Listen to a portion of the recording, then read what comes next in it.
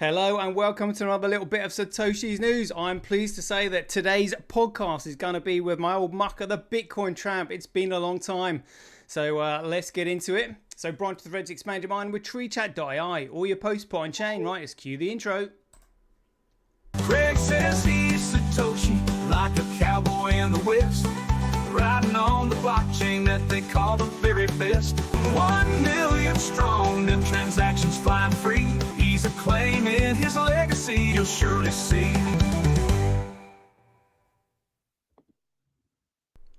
There we go, Tramp. Are you with me? I am, mate. How are you, Tosh? Mate, it's been a long time. It's been a long time. What's been going on? Well, last time I spoke to you, mate, BSV was about 70 quid. So what's happened since then? Yeah. So what's it? $16, mate. You know. Break out the red panties, mate. Thank you, Craig, for doing so well in the court case. Thank you, Craig. Craig, if you see this, just want to say thank you from me, Satoshi. Thought you were absolutely brilliant in the court case. Thank you. We knew it was going to go to the moon after that court case. We were very confident. And here we sit today as two proud men at 16 notes. It is 16 notes, but transaction volume is 12 million, mate. You know, it's 3 times ahead of Ethereum. Yeah. Well, the thing is, Tosh, I think we both know now, how can you use Ethereum in business when each time the network goes up, it shits its knickers and it doesn't work. So nice one, Vitalik. You know, gas fees are right. through the roof, mate. That's right. You know, as soon as people start actually using it, the gas fees go through the roof. So does anyone see a problem with that, or is that okay? You know, Tosh, like, I mean, are these people idiots or something? Well, who was the other guy that Vitalik made it with that literally admitted they launched Ethereum knowing that it couldn't scale, and then they were going to like try and think about how to scale it afterwards? Yeah, exactly. And I think people also need to know, Toshi, they're probably well informed on this channel, but what they need to know is they got the opcodes satisfied Ethereum on the original Bitcoin anyway. You know that, I know that. So I kind of feel sorry for Vitalik because I think Craig said that once as well, or someone else said that. You felt a bit sorry for the fella because he had the ambition that he wanted to actually build on it. You know what I mean? Yeah. So the story goes that he approached Blockstream and said, look, you know, I want to build smart contracts and tokens on this thing. And they were just like, nah. Yeah, shut off the opcodes. Yeah, I mean, all this shit, you know, all of this shit, like, I can't remember the name. Is it something Lubins, the guy who literally admitted, he goes, oh yeah, for sure, we knew it couldn't scale. Yeah, is that the guy with a tiny Corey? Mate, I wouldn't know. You might be able to tell me. You might be able to tell me something I don't know about that. Word on the street says his Corey don't scale.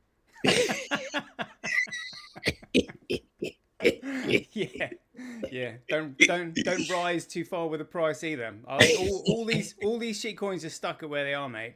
They're all pumped by Tether. They're going nowhere. Of course. Now, can I just, the reason why I wanted to talk to you, Toshi, because I think these BTC lot are idiots. Yeah. And the reason why I say that is because would you be sitting there holding an asset that halved in value over 2 days?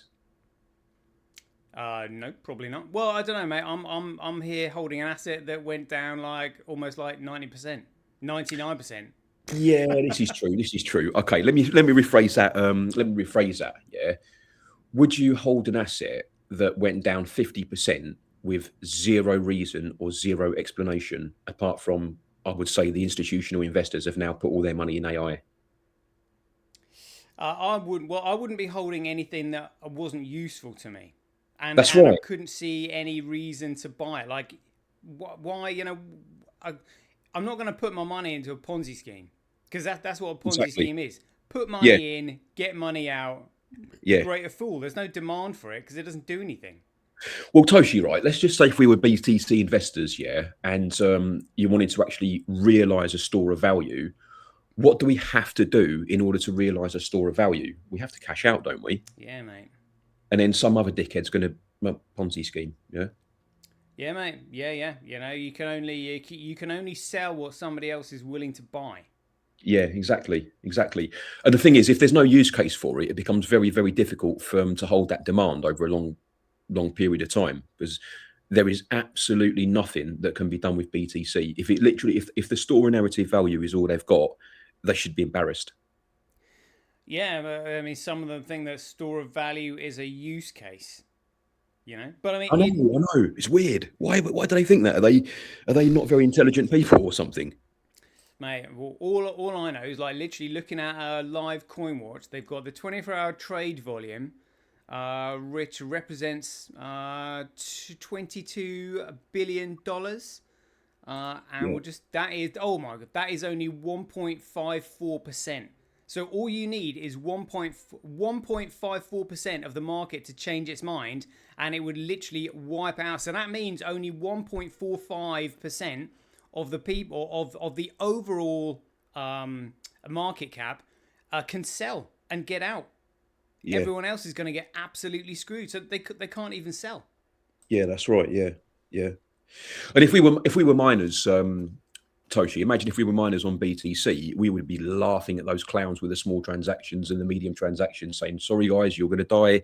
We're only interested in them ones over there because we want those fees, and that's it." Yeah, yeah, mate. That's what they're doing. Yeah, They can't see any other. They can't see any other way. yeah, that's right, that's right. So yeah, so that's why I wanted to talk to you, Toshi, because I'm thinking like we discovered all this stuff years and years and years ago, Mm. and to see BTC just crash in half like that, I was kind of happy, really. I was like, there you go, you stupid idiots. Do you see now? Right? Well, you know who sold out at the top when BTC was $122,000. Go on, who sold out? Hey, Satoshi himself sold Yeah. 80,000 BTC for 9.6 billion. Yeah, good on him, because he knows it's been ruined. Yeah, I mean, he Right? called the top because Yeah, that sale also coincided with a short on Hyperliquid of right. something like 40 million Yeah, okay. with a 10x leverage. Oof. Wow. Wow. Yeah. I mean, do you ever speak to some of these BTC lot, Toshi? Do you ever chat to them? Because I'd be well interested to know what their arguments are for BTC being useful or decent. Mate, Apart, there's apart from store value, obviously, which is not, in my opinion, a valid reason at all. Mate, I think the last time I had a chat with a BTC was when me and you were on the Bitcoin SV channel. Right. Okay. Mate, I cannot deal with those dickheads. And even when they came on to the show when we were there, like there's no reason, there is no rationale for any of their reasoning. No, None. there isn't. No, there isn't. I mean, they want number up and they want to do nothing to get rich, and that's it. They don't want to do anything, and they all want to get rich. I suppose that is the nature of lazy human beings anyway. That's what lazy human beings do. They sit there and they want to get rich. Sit there holding their quarries, didn't they, Toshi? Yeah, mate. Right? Wanting to get rich. Like, why hasn't my number gone up? Why hasn't my number gone up? Whereas as you know, when I was into Bitcoin, I was busy starting businesses. I think I started 4 or 5 Bitcoin businesses in the end, and try to actually do stuff with it. Nice. Because I'm not the sort of character to sit there and hold my quarry while doing nothing, wanting to get rich. It's not my style. But I find with BTC, it's full of lazy people. A lot of them are quite unintelligent. But what I will say is they've got a couple of nice fit birds. Like Natalie Brunell's a fit, isn't she? When I watch her stuff, I just end up staring at her thinking, cool, you know what? Yeah. You know what? Yeah. And then all these things go through my mind, Toshi, and the other one as well. My mate was telling me that Layla Halliburton, whatever her name Oh is. yeah. My mate was telling me she's had a boob job or something. I said, mate, is that all you look at? He said, well, I'm not listening to what she's saying. Yeah, she's another one that literally just talks shit, but they've got that like nice smile in front of the Yeah, camera, basically talks she's fit. pleasantly. Basically, you give her one, yeah. And when you got someone who you've given one sat in front of a camera, that's very rife on the internet now, isn't it? Get a fit female influencer that most men would give one to, then you're sorted. You're probably going Oldest to trick get in the book, engagement. mate. Works every time. So that's all they do, mate. I mean, they obviously BTC is more like that. I wanted to ask you, right? What position do you think MicroStrategy are in, by the way? Mate, they're in the red at the moment, mate. Well, they must be, because I saw on their directives they buy it quarterly, which means they would have obviously bought all the way up to 122 or whatever it was. Well, their break-even price is 73,000. Yeah. The price Okay. is 71 at the moment, so they're still in the red. Yeah. Yeah. Okay. Interesting. And also, Tosh, that we'll come back to that if that's all right, because we want to go to town on him. But Well, this I think it was this quarter was the first quarter the MicroStrategy had registered a loss. $14 billion they were down. we're doing really well. He don't give a shite, that guy. He's so bad, mate. Like, basically his tactic is continue buying no matter what. He'll end up bankrupting a load of people, I think.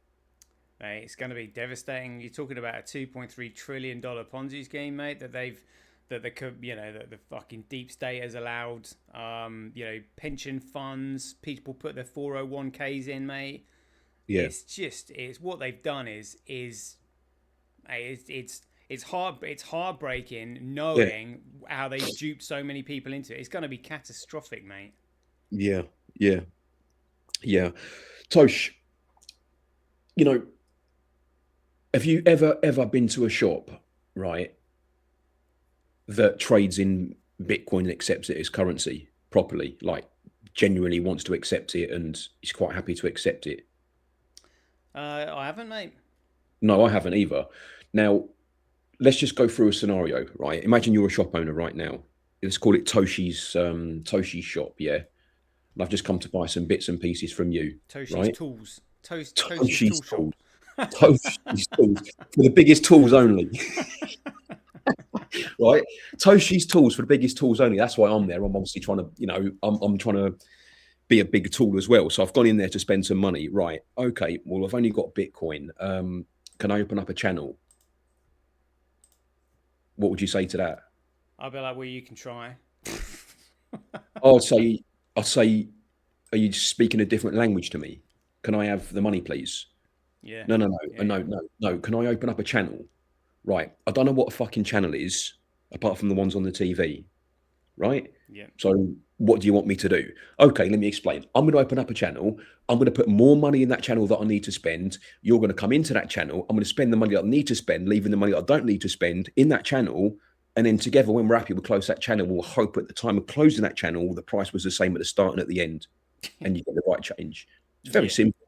It's very simple. I remember thinking that at the time, and these BTC idiots who don't even use it, right?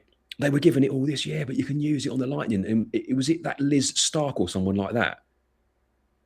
I think it was someone called Liz Stark, I remember. And she literally had the brains of a rocking horse, mate. Sounds right.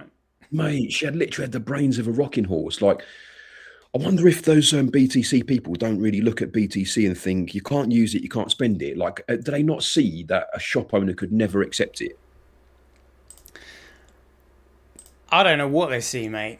Because there was the Arnhem Bitcoin initiative that was initially going, in the Netherlands. Yeah. And they were trying to use it, as a Bitcoin initiative, and like when this scaling debate came on, they were just like, well, look, where all the transactions are being delayed. Should we just use an altcoin? And then Adam Back was just like, oh, well, maybe they could be an early adopter of Lightning. And he was like, well, that's not ready yet. So, and he goes, oh, yeah, I agree that the wallet integration isn't quite ready yet. I mean, like trying to say they can use it and the wallet integration isn't ready yet. And then, you should maybe F around with the fees, replace by fee, making sure they're not too low. I mean, it's just absolute fucking daft, mate. Mate, that doesn't make any sense. So even if we had a channel, after that channel is settled, will there still be fees applied to the settlement? I'm assuming yes, because the settlement would be on chain, right? And the Lightning bit's off chain, right? The Lightning bit, from my understanding, is me and you with a piece of paper trying to work out all the sums. Yeah, pretty much. Yeah. And then when you shut that piece of paper and you have to actually settle, the fees have got to come out at that point, Toshi. Yeah, mate. Yeah. So you would expect that whoever opened up the channel, I'm just using common sense. I've never used all this crap, but I'm just using common sense, right? You would expect that whoever's using the channel would suffer the fees, yeah? Yep. So either the person who's buying the good or the vendor will suffer those fees, and that doesn't even incorporate a change in the freaking price at the time. This is pathetic, mate. Yeah, because what are there channel fees as well as replaced by fee on chain to make sure that your transaction That's right. is actually processed? That's right. Yeah, because you still have to settle on chain. Otherwise, what have you done? Yeah, nothing.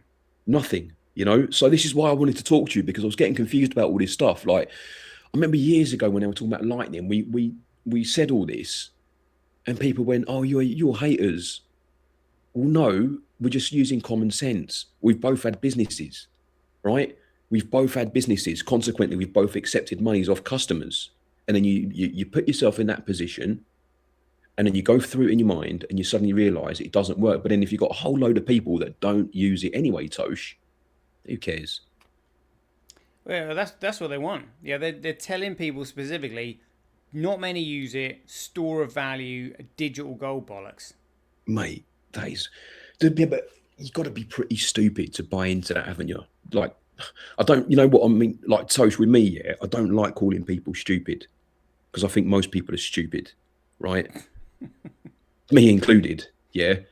But I think you've got to be really freaking stupid to invest in BTC, in my opinion. Really stupid. Well, when I was like trying to figure out, I was like, what is it people don't get? You know, it's literally they don't know the difference between money and currency. That's what it boils down to. You know, currency is a security, money is a commodity. You know, and they think that currency is money, and they can't see it. So they can't see that just this thing that moves numbers, digital numbers, around a screen through this second layer, you know, is there's no reason to buy it. The price is purely speculative, which is why it just goes up and down. And they're trying to justify or rationalize in their own mind why it's even got a number. I don't think they know about Tether. I honestly think they don't, mate. No, exactly. I think half of them don't even know Tether exists. I don't think they do, Tosh. That is how stupid these people are. Any BTC people out there that listen to this, you want to come and debate with me and Tosh, yeah, come on, we'll tear you a new arsehole, yeah? Yeah, mate. Come on, let us tear you a new arsehole and school you, because we will school. I don't think they'd understand what we were saying, mate. They wouldn't have a clue, mate. They're busy reading the Daily Star or whatever it's called. Yeah, they're like it's the narrative. Well, I mean, what me and you ended up where we are because we were basically trying to make sense of something that didn't make sense. It's just like, well, who's got the answer? So you're listening to someone that actually that makes sense, and then we ended up, you know, listening to CSW, and then being in the BSV camp, and then explaining that if it's useful, it's valuable, and therefore it's just like, well, actually, if you make it more useful, so that everyone can use it for everything that they would ever possibly need, you know, social media, financial, digital transactions, whatever, then people have got a reason to buy it, to use it. It's like, oh, actually, that makes sense. Yeah, exactly. That's why we ended up here. Yeah, but then, you know, you're saying that, Toshi, yeah. I think, unfortunately, there's probably a lot less smart people than there are clowns. Yeah. Well, smartest people move first, mate. That's why they're going to be in BSV. But then, you know, you've got people like Raina. Do you remember Raina? I do. You sent me the picture the other day. I thought she was very clever to cash out when she did. Did she now? Nice. Yeah, because I remember her announcing it when it was about 200 and something. She was like, right, I'm done with all this. This is impossible. I've sold absolutely everything. And I thought, oh, fair, you're clever. You're clever. Right. Is that why she went? Yeah, that's why she went. And then just with me, everyone, I've never held Bitcoin. I've only ever been an entrepreneur with it. So any Bitcoin that I've ever had, I've earned it through entrepreneurship. And that was with BSV. And when Toshi was saying about social media a moment ago, we had a social media business that was using micropayments on Bitcoin. We were the first ones to do it. You know, was that on the, what was that? The retweets, yeah. Oh yeah, I remember that, mate. That was it was working really well. It was working really, really well. Yeah. You know, the unfortunate thing now, Tosh, is that PayPal have somewhat caught up with micropayments because towards the end of that business, when we went to the boxing community, none of them wanted Bitcoin. Yeah. Yeah. Imagine trying to give a load of boxing people Bitcoin. I guess they wouldn't really know what it is, and they were like, "Well, it's useless to me anyway." They think you're starting on them. Oh, really? Do you want some? Oi, you come here. What you talking about? Are you trying to fucking do me? Hey, do you want some? That's what we got from them. Do you want some? Right? We were like, no, guys, we're only trying to help you out here. Right? Anyway, so they didn't want the Bitcoin. So we looked into it and thought, right, if we don't sort this out now, no one wants this BSV Bitcoin. We'll have to use fiat. And we were able to do very reliable micropayments on fiat. The smallest was a penny that we could do, but we didn't need to do more than a penny. But just as a heads up, Tosh, and Craig did. I remember Craig saying that. I remember him saying that they will catch up. Yeah. Mm. And then the other thing is, I think we need to sort of just get people to try and understand is how much more in Britain and probably America and all over the first world that we pay in fees, that we pay for goods than what we should because of the antiquated system of MasterCard and Visa. Yeah. I don't think people understand that. So the Mars bar in my local shop, people that listen to this, could be a lot cheaper. But a lot of that Mars bar is the fees if I pay on my card, because that system was designed for the late 1970s or whatever it was. Mm. Yeah. You know, people don't understand that. Now, what system could have possibly come in as a carrier with cheap fees that was fast to compete? Well, it could have been Bitcoin. It could have been.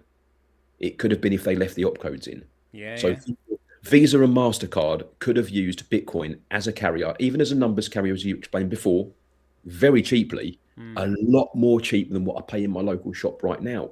You know, when you look at the amount you pay, Tosh, you know this, I'm not schooling you because you know this anyway, but when you look at the amount that we pay in a shop when we're paying a card payment and you think, wow, I've just paid X amount of percentage of my good on card here because the system's old.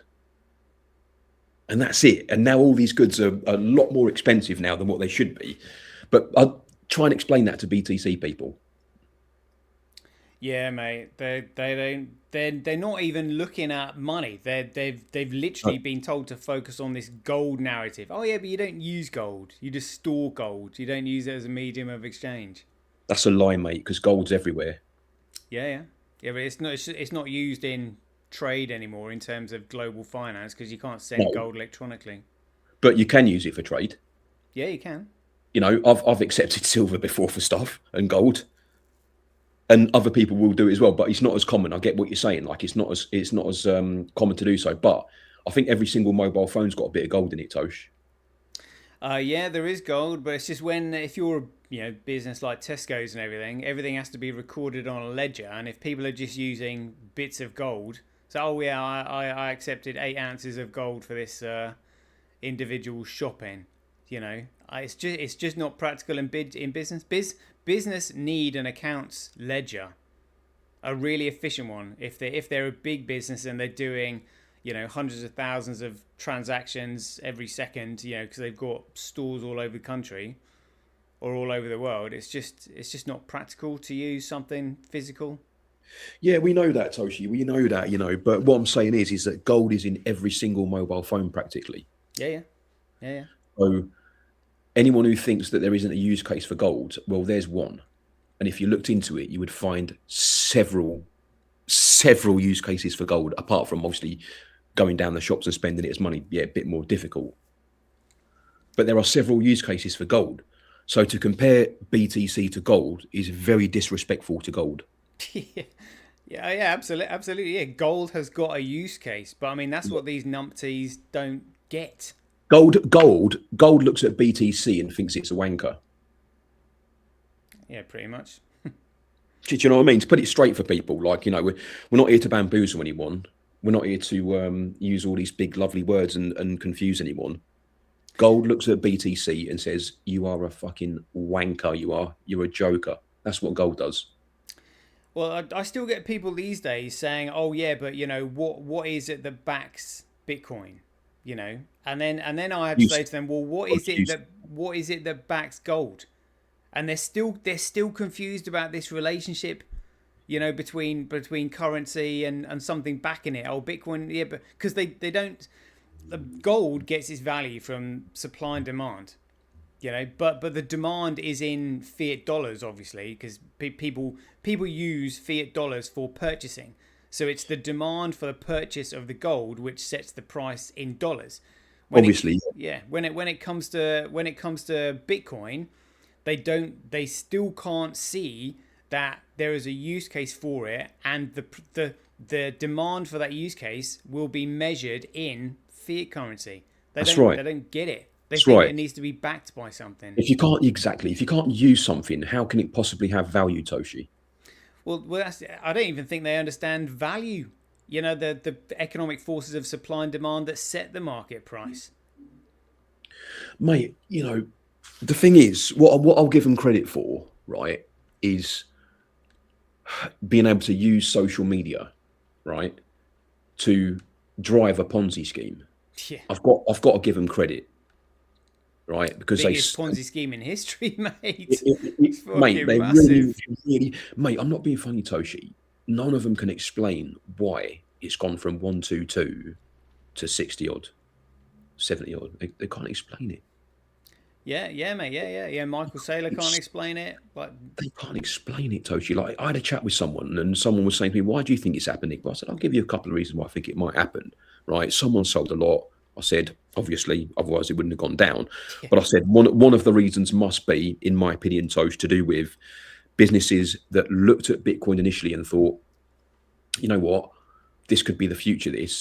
But they're probably more on our intelligence levels, and they've looked into it for a few years and have had meetings about it. And in those meetings, they've gone, you know what, this is rubbish. This stuff, it does nothing, right? But look at this AI. Look at ChatGPT. Look what's going on in the AI world. And I've been read in a few places now that a lot of the businesses that would have invested in blockchain have now taken their money out of blockchain and they've gone to something which is useful. Yeah. AI, you know. So BTC has lost massive institutional investment because they could not pull their finger out of their arsehole.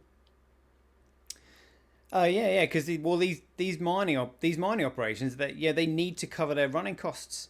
Exactly, Tosh, and with the difficulty adjustment going up, eating into their profits, they were just like, well, one, the profit is volatile because we're making profits in this electronic token, which and the dollar price of this goes up and down, and then we need to cash it out into dollars to pay for our running costs. Whereas if we're just in data centers, well, we've got monthly subscriptions coming in fiat currency that we just simply use to cover our costs, so it's easy to work out.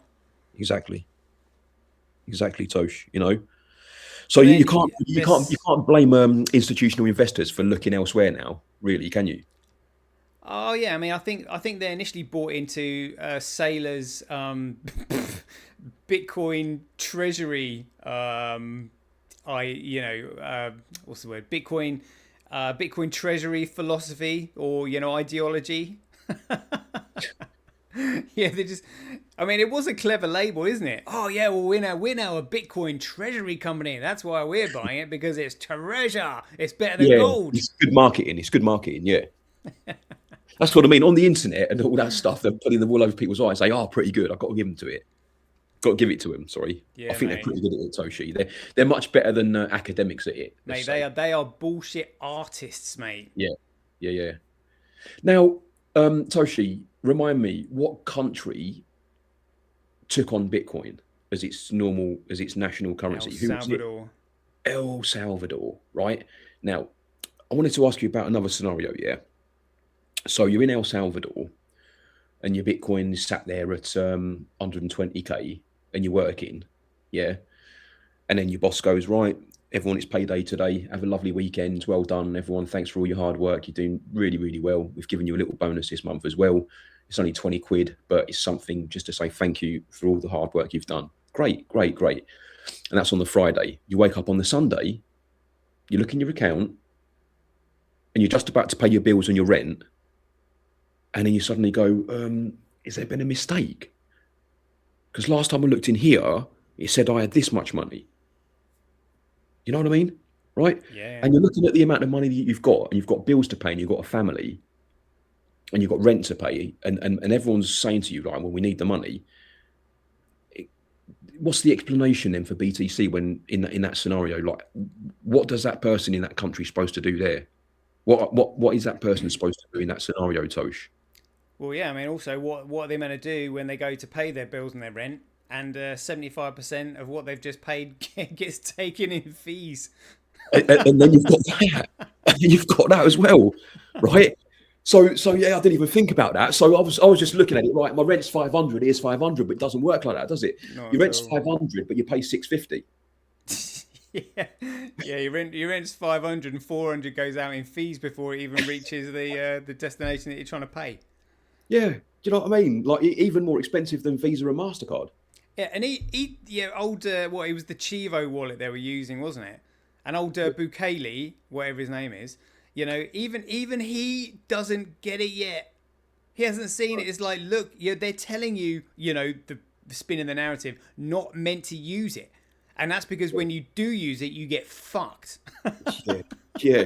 I mean, if he was clever, Toshi, if he was clever, he would have sold out at 100 grand.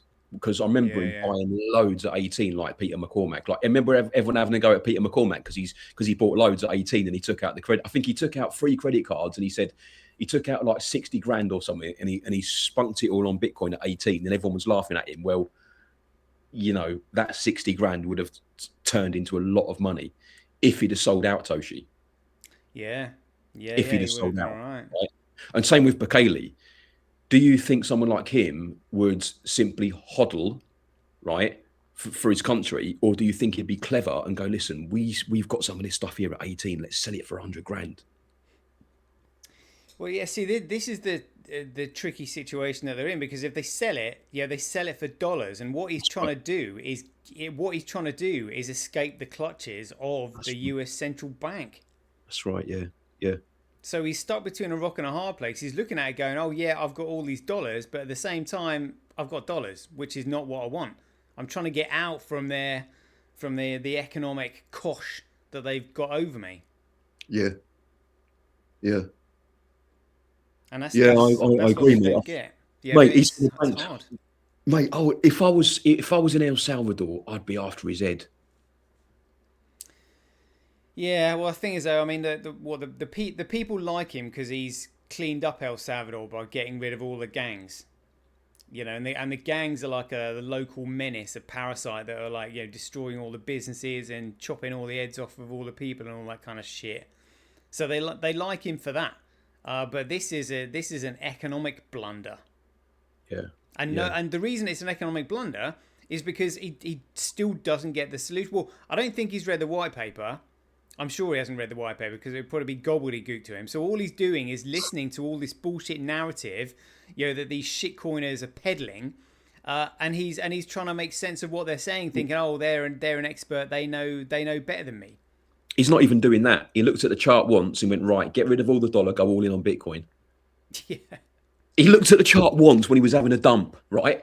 He flicked the newspaper when he was having a shite, and he's gone, hold on a minute, what's this line? What's this BTC? Right, tell everyone to sell all the dollar and get BTC by the time he's wiped his arsehole. Yeah, because he probably he might have read the first and the second line, a peer-to-peer electronic cash system, But now it's not a cash system. Like Michael Saylor, I'm sure Michael Saylor's read the white paper and thinks that's brilliant, right? That's we're sticking with that. This is what it's going to be. There's nothing wrong with it. But he came in after the block size wars and after the hash war. He came in what, 2020? I mean, he's years behind the history of what really went on. He has no clue. Why is no one angry about the opcodes, Tosh? Because store of value, mate.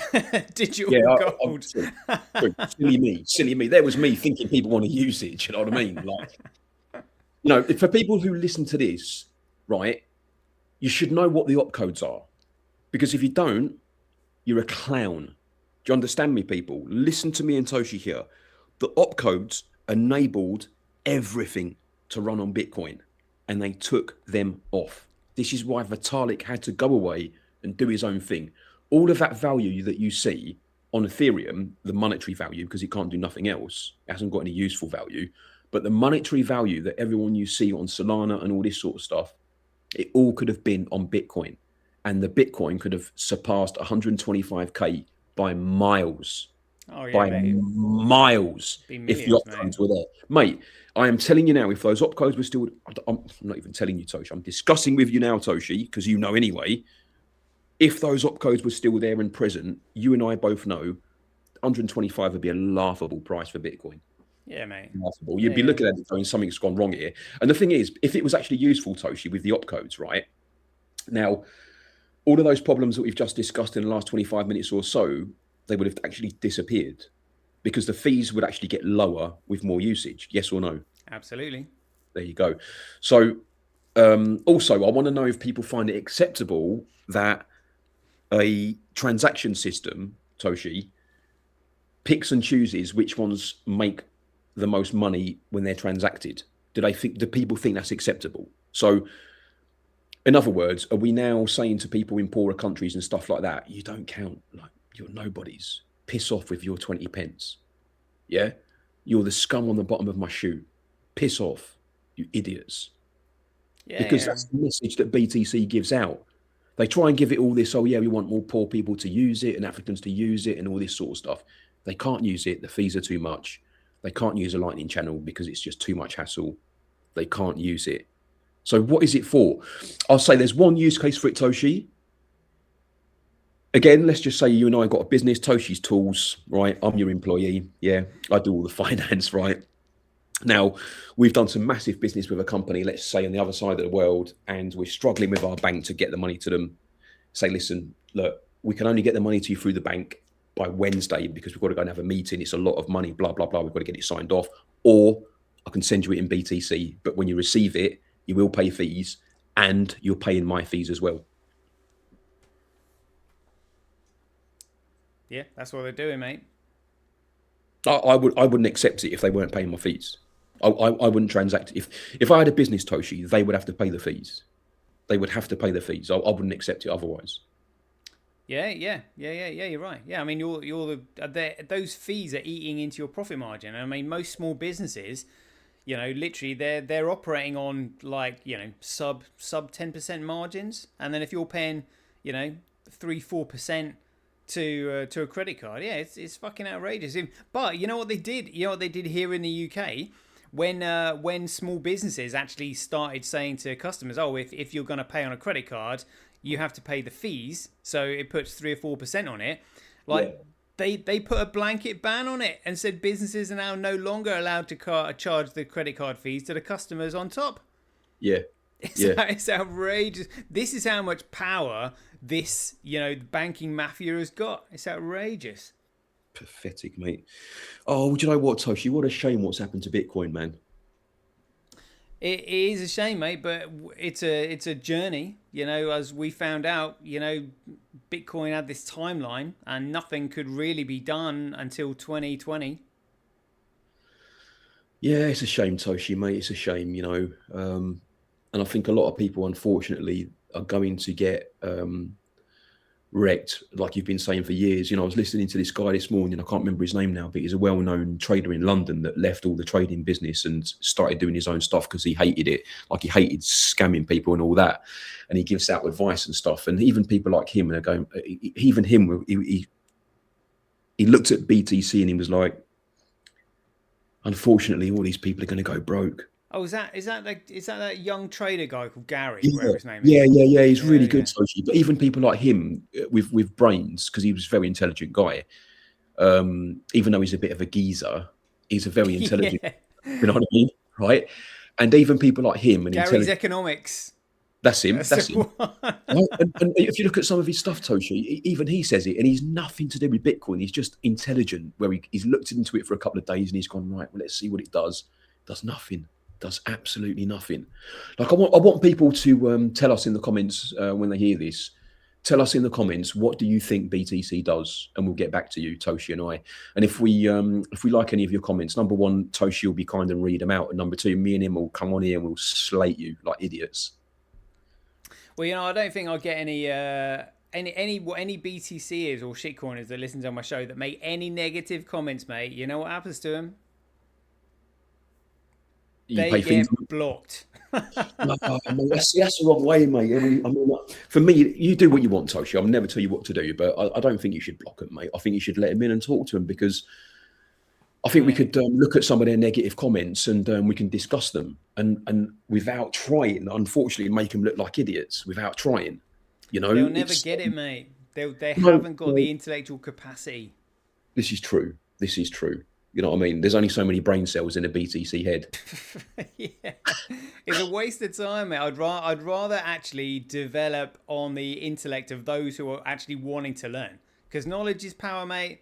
And once you've got that knowledge and you've got the power, nobody can pull the wool over your eyes anymore. So therefore, like on my journey when I was trying to figure out what Bitcoin was, do you remember all these? I don't know if they're still around because I don't follow it anymore. Do you remember like the likes of Chico Crypto? Yeah. Sunny Decree and all this kind of stuff. Yeah, I was a religious follower of them because I was just like, they seem to know so much. What is it I don't get? They're so enthusiastic about it and they're talking with so much confidence. Like, what am I not getting here? I was literally, my head was hurting. I was like, this is, what am I not getting here? I don't get it. And then one day I heard Sunny Decree say the protocol is hash. And I was just like, what? Like, what? What did run that by me again? The protocol is hash. And I was just like, oh my God, no wonder I don't understand what you're talking about, because you're talking absolute shite. Absolute shite. Yeah. Same with Chico Crypto. Same with even the Winklevi twins, mate. They know fuck all, nothing. I reckon they've probably sold out as well. Well, I don't know. I mean, they got in when Bitcoin was like dollars, mate. They got in real early. There's unless it goes anywhere near $1 in price, there's still no point in them. They would have sold enough to. Yeah. They've got enough billion dollars in the bank to last a lifetime. I mean, what they got like $36 million from Zuckerberg over that Facebook thing. Do you know what I mean? Yeah. And then they invested that $36 million in Bitcoin when it was just a few dollars. And now it's like 60,000. I mean, they've no need to sell. They've already got enough dollar in the bank. Yeah. But they still don't know what they're talking about. They still don't get it. That is what blows my mind. Mate, there's loads of stupid rich people, basically, who don't even know how they got there. Yeah, and they're speculating. You said when you listen to these BTCers and they talk, oh, why do you think the price has gone down? They literally play the speculation game till the cows come home, mate. And they still get it wrong. Mate, I saw some mug chops, right? He fancies himself, yeah. And he talks on the screen like he's got a 10-incher, right? No, he does, Toshi. He literally talks on the screen and he's so confident, yeah. And he's got all these graphs on the screen. And bear in mind, I don't spend a lot of time watching this stuff, Toshi. This was just like, it come up on my screen. Let's have a quick look at this dickhead, right? Had a quick look at this dickhead. The confidence he's talking with. He's drawing all these lines on the screen. And he's drawing, and if you look at this line, right, fuck your lines. Talk some sense to me. Yeah. Shove your lines up your ass and talk sense to me. Start discussing with me what's actually happening in this industry, grassroots level. Forget about lines on the screen, right? We can all look at lines on the screen, Tosh, can't we? Yeah, they call it trade analysis, don't they? Mate, they call it trade analysis, and all I see is desperate people that have lost all their money with massive bags under their eyes, trying to give information to other people to get them to buy. Yeah. So they can recoup their money. Yeah. That's what they're doing. It's really bad, Toshi, mate. It's really bad. But then what I've noticed recently, Toshi, is the desperation in their eyes is just like unbelievable. So I'm wondering how many of these clowns was going all in at 100 grand, and I think, shit, what have you done? Well, mate, the old, Satoshi Nakamoto sold 80,000 BTC at $122,000. Sold it through Galaxy Digital to all these treasury companies. They snapped it up. They bought. So yeah, they were 80,000 BTC was sold at $122,000, mate. Unbelievable, Toshi. What's the total amount in that, did you say? 80,000 BTC was sold at $122,000. No, I heard that, but can you do the maths, mate? I'm lazy. $9.6 billion. Jesus. Yeah, it didn't actually have too much of an effect on the price, not immediately anyway. It was more when the I think it was the $40 million 10x leverage short came on Hyperliquid that the price started going down. So I'm guessing there was like some market selling going on there as well behind the scenes. And obviously everyone knew that it was Nakamoto's wallet, yeah?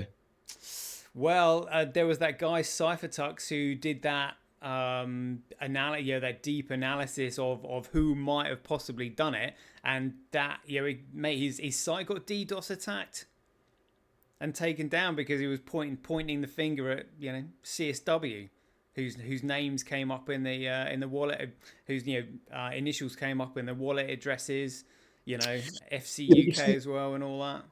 You see, Craig, right? I used to like him until the court case. Well, you don't think he got screwed over? Mate, don't make me fucking tear him a new arsehole again live on your show, because I will. Because I'm fuming with what he done in that court case. We was all watching it live together, me and a few mates, and we were fuming, right? Over what? Because obviously, Toshi, everyone in BTC, and don't bother trying to deny this because it won't work, everybody in BSV, thought they were going to get rich after the court case because Craig was supposed to prove himself of certain things, right? You can't deny that. That was what was supposed to happen. Ruth was saying it. Everybody was saying it. This is it. This is it. This is it. Up steps this clown, and I'm thinking, who's this clown? This is a key witness. Oh, okay. Who's this guy? I've never known him before. Hi. When Craig was younger, he dressed as a ninja. That is why it's Satoshi. And he have a Lego.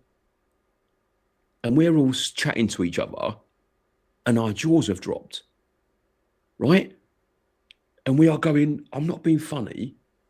This was built up as the key witness in his case here. Was that his younger sister or something like that? No, it was that bellend who turned up and went, he used to dress as a ninja, and something else stupid about him. And then they all sat there as if it was key evidence. Like, it was embarrassing, Toshi, mate. It was embarrassing what he done in that court case, right? And obviously you're emotionally connected to him because you've got his Corey down your throat, but I ain't. I ain't, Tosh. I ain't, right? If I saw him, mate, I wouldn't know whether to crack him in the fucking face with a straight right or cross the road. I seriously wouldn't know which one to do. I'd hope it would be the second one. Because as far as I'm concerned, mate, we put a lot of time into that and a lot of effort into that. And he was supposed to sort all that out in the court case and get us where we're supposed to be, where people like me that were running businesses in it, Tosh. Soon after that, we got rid of our businesses because people just laughed at us. Was it that guy M. Gao, whatever his name is? Tosh, it was some bellend who was supposed to be the key witness, right? And we all got excited, and Ruth was excited, and Mark, everyone was excited about this bellend, right? And he's come on and he's gone, yes, he dressed as a ninja. And I'm like, you fucking shut your mouth, you fucking clown, right? He's going, he dressed as a ninja. And he what was the other one? He have Lego. What was it, an ice cream van Lego thing or whatever it was all about? Yeah, that's why and the guy was like, oh, so is that why he's Satoshi Nakamoto? Because he dressed as a fucking ninja and he had a Lego ice cream van. And he went, yeah. And that was the end of it. And we sat there, mate, and we fucking, all of us was silent for about 5 minutes, right? You know that thing where you drop your jaw and your mouth, you can't actually physically close your mouth because you're so bemused, right? We were just staring at each other. Going, and then after about 5 minutes, one of us said, mate, we're fucked. Because that was supposed to be key witness, Toshi. So, you know, like, he in my opinion, mate, he's made himself look very, very, very, very bad in all of his court cases. Well, he won the Oklahoma case. Yeah, and what's that done to the price of BSV? Put it down to $16, which is what, 14 quid. Yeah, I can go to McDonald's now, spend 14 quid on a fucking meal. Yeah, but what I'm saying is he won the Oklahoma case and that didn't make a difference. What makes you think this one was going to make a difference? Mate, because this was the big one where he was up against all of them. Yeah, he was up against Blockstream, he was up against all of them, but he completely and utterly shanked it, right? And you can try and deny that as much as you want, Toshi, but it's an emotional denial. Yeah, it's silly. People will think you're silly. Everyone in BSV knows he shanked that court case like a fucking twat, and he's done a lot of us. Well, is that his fault though, or his lawyers? Well, as far as I'm concerned, mate, it's whoever is representing him, and he made those decisions to have those lawyers, so the buck stops at him. Well, And then what they was came happening? in last minute, though. No, let me finish. Let me finish. Yeah. So how did they get there? Right, there's a geezer called Agaranson, and he crept in at midnight with a fucking balaclava on and gloves on, and you're thinking, will you shut your mouth? Will you shut your mouth? Right? Don't care what you say on that, Toshi, mate. We've been made to look like idiots after his court cases, especially that one. And you can get emotional connecting to him as you want. You can say the sun shines out of his arse as much as you want. But that court case was key, mate. If he'd have won that court case, mate, things would be very, very different. But he lost it, proving that did Craig do anything wrong in that court case, you think? Yeah, I think he did, yeah. What? Hello. I used to know Craig. That's not him. That's not Craig. Craig. Well, who chooses the key witnesses then? And they get plucked out of someone's batty, do they? Well, okay then. So they wouldn't have spoken to Craig or anything and gone, well, tell us who you think the key witnesses are. No, of course they wouldn't. No, they just pluck them out of their arse. Tosh, listen, not prepared to discuss it because we're not going to agree on it. But right? What about the video evidence of him accessing anonymousspeech.com? They didn't allow it. Mate, he lost the court case, Tosh, right? Either he appeals it and wins it or he doesn't. Yeah. But as it happens, last I read of Craig, they're after him and he's had to do a runner. Yeah. I think it was a good thing that they tried to do it for contempt of court, didn't they? Exactly, but it doesn't look good, Tosh. Right? And again, like, please bear in mind, listeners, that this guy that I'm talking to you right now, he's got Craig's Corey down his esophagus. Yeah. And he always have done. But I haven't. Right? I haven't got his Corey down my esophagus. I'm not one of those. I think the guy is a clown for what he done in that court case. Yeah. A very, very smart clown. Right. And to be fair to Craig, I won't, what I will say to people is that the reason why I listened to him in the first place is because he was the only person in my Bitcoin journey that ever made any business sense about Bitcoin. Yeah, and there's no one else. How it could be used in business, right? And to the point where, Tosh, when I contacted him and said, listen, I am desperate to start a business in Bitcoin. I'm going to come up and see you and talk about what I want to start. You tell me if it's possible or not. He actually let me come up. Yeah, mate, I remember that interview. It was all right. Yeah, well, half of it, because my camera wasn't recording for half of it. But, Toshi, like he was very encouraging. Like, I don't know what business could I actually start in BTC. None, mate. It doesn't support businesses. Not many use it. No, I mean, the only business I would probably start if it was BTC would be some sort of high Ponzi scheme, mate. High money carrier. Like, if you live in a poor country where you have no banks, but you need to send, £5,000 plus anywhere, we can do it, but it's this much fees. I'd double the fees. I'd proper shank them. And then they would just simply go, well, I just might as well go to my bank because the fees are extortionate, but they're less. Yeah. Well, the only business that BTC would support is the development of second layers, which is exactly what Blockstream did. Yep. But second layers, Toshi, I mean, again, people are going to listen to us and, what's a second layer? Well, it's Lightning, you clowns. Right? Do you want me to explain Lightning to these people again, Tosh? I can do it in 20 seconds if you want. Right. Go into a shop, ask the owner if you can open up a channel. When the owner says, what the hell's a channel? You just tell them you're going to put more money in than what you need. When they ask why, tell them that they don't need to know why. Then get them to open up a channel, join your channel. Then hope the price stays the same. Then hopefully they'll agree to pay the keys, to pay the fees, and then you close the channel. That is the reality of shopping in a shop on BTC. And idiots in BTC let that happen. Right? For me, Toshi, that's as bad as Craig's court case for them. Yeah. You can't let that happen. You can't encourage that. You can't encourage that, in my opinion. If you do encourage that, if you encourage Lightning, I think you're I hate saying it, but you probably haven't got very good brains.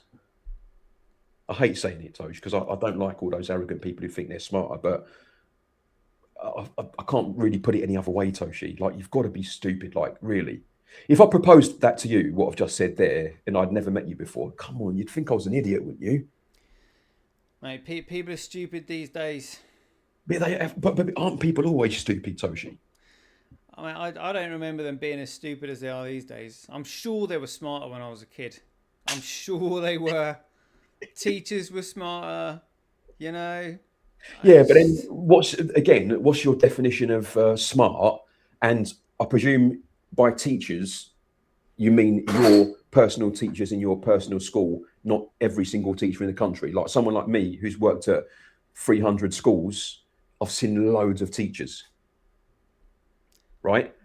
And I've seen loads of different schools, Toshi, from schools where kids have been abused by their own parents and they have to live there full time to kids of exactly the same age who come to school on a helicopter because their dad's famous.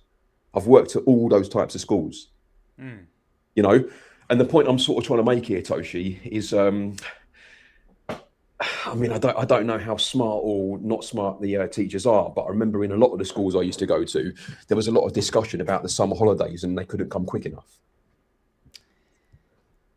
Yeah, yeah. You know, and you're thinking, mate, I wonder if the parents heard them talking like this and how desperate they were wishing on the summer holidays. I wonder how the parents would feel about that. But you know, Toshi, we're talking about people being smart here. Let's not get off the fucking, you know, off the thing. Like, are people lazier now, Toshi? Because if you look at AI and stuff like that, yeah. Like if I had to go to a job interview, or for example, I would just tell my robot to do it. Well, have you ever seen a guy on YouTube called Iman TV? He goes around just saying like he just goes up to randomers in the street and says, "What is you know, 2 Yeah, times I have 2?" seen him. Yeah, I have seen him. Yeah, Mate, yeah. are you not shocked?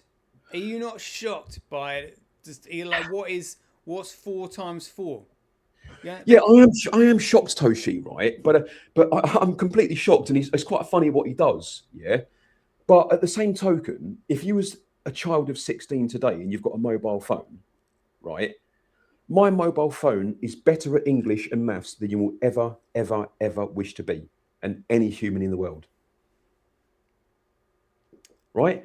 And this is the problem my friend's having with his son, because his son's sitting there, right? And they're going, "Oh yeah, there's a guy called Shakespeare." He's going, "I don't give a fuck who his name is."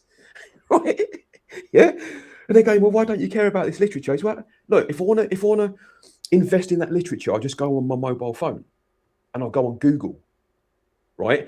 So I'm wondering if people are getting lazier off the strength of stuff like that, Toshi, where because my friends are telling me like my kids don't want to learn it, they can't be bothered because it's all on their phone. They can just like any mathematical equation, you know, in this case, 4 times 2, and they can't do it. It's very, very bad. Well, knowledge, mate. Like, what's the capital of Italy? Well, Rome, yeah. Yeah. And these kids are going Spain, France. Yeah, no, I see him, Toshi. I see him, right? I see him, yeah. But then, you know, we have to also appreciate there are some really not very smart people, Toshi. That's Right? what I'm saying. I think the level of intellect has gone down and down and down. No, but I think that's more of a case of what you're saying there. I agree with you, but I think that you can also present the argument of if you've been brought up in a poor area, right, and you've been brought up in a low social classing area, yeah, that can often affect the quality of the education in the schools in the area. Right? Yeah, but it shouldn't. And It shouldn't do. It shouldn't do, Toshi. But I know it does because like I said, I've taught at some loads of schools now. Yeah, and I'll tell you what, the best teachers happen to be at the schools where the parents pay $6,000 a term. Isn't that something? Isn't that something? Yeah. Right? Yeah. The happiest teachers when I was teaching all my street dance, mate, I was teaching at the female equivalent of Eton. Nice. Right? They took me around that school and I thought it was a joke. They were like, "Oh, well, this is the piano room." What do you mean the piano room? They went, right, so all these people that play in operas in London that are on 150, 200 grand a year that play in the operas in central London, a lot of them come from this school. And in this here, where you see these 14 grand pianos, this is where we train a lot of them, right? So those opportunities, they're not open to the kids in the other school that are kicking each other's heads in that got no parents. But the government are closing down these private schools, mate, because they're taxing them out of profitability. So they're closing them to make everybody dumber. They're diluting Possibly, general Toshi. education. But my point is, mate, is that, you know, there are some people that just don't know the capital of Italy through poor education, a horrible family life. Well, that's general knowledge. I mean, the schools should be dealing with that basic stuff.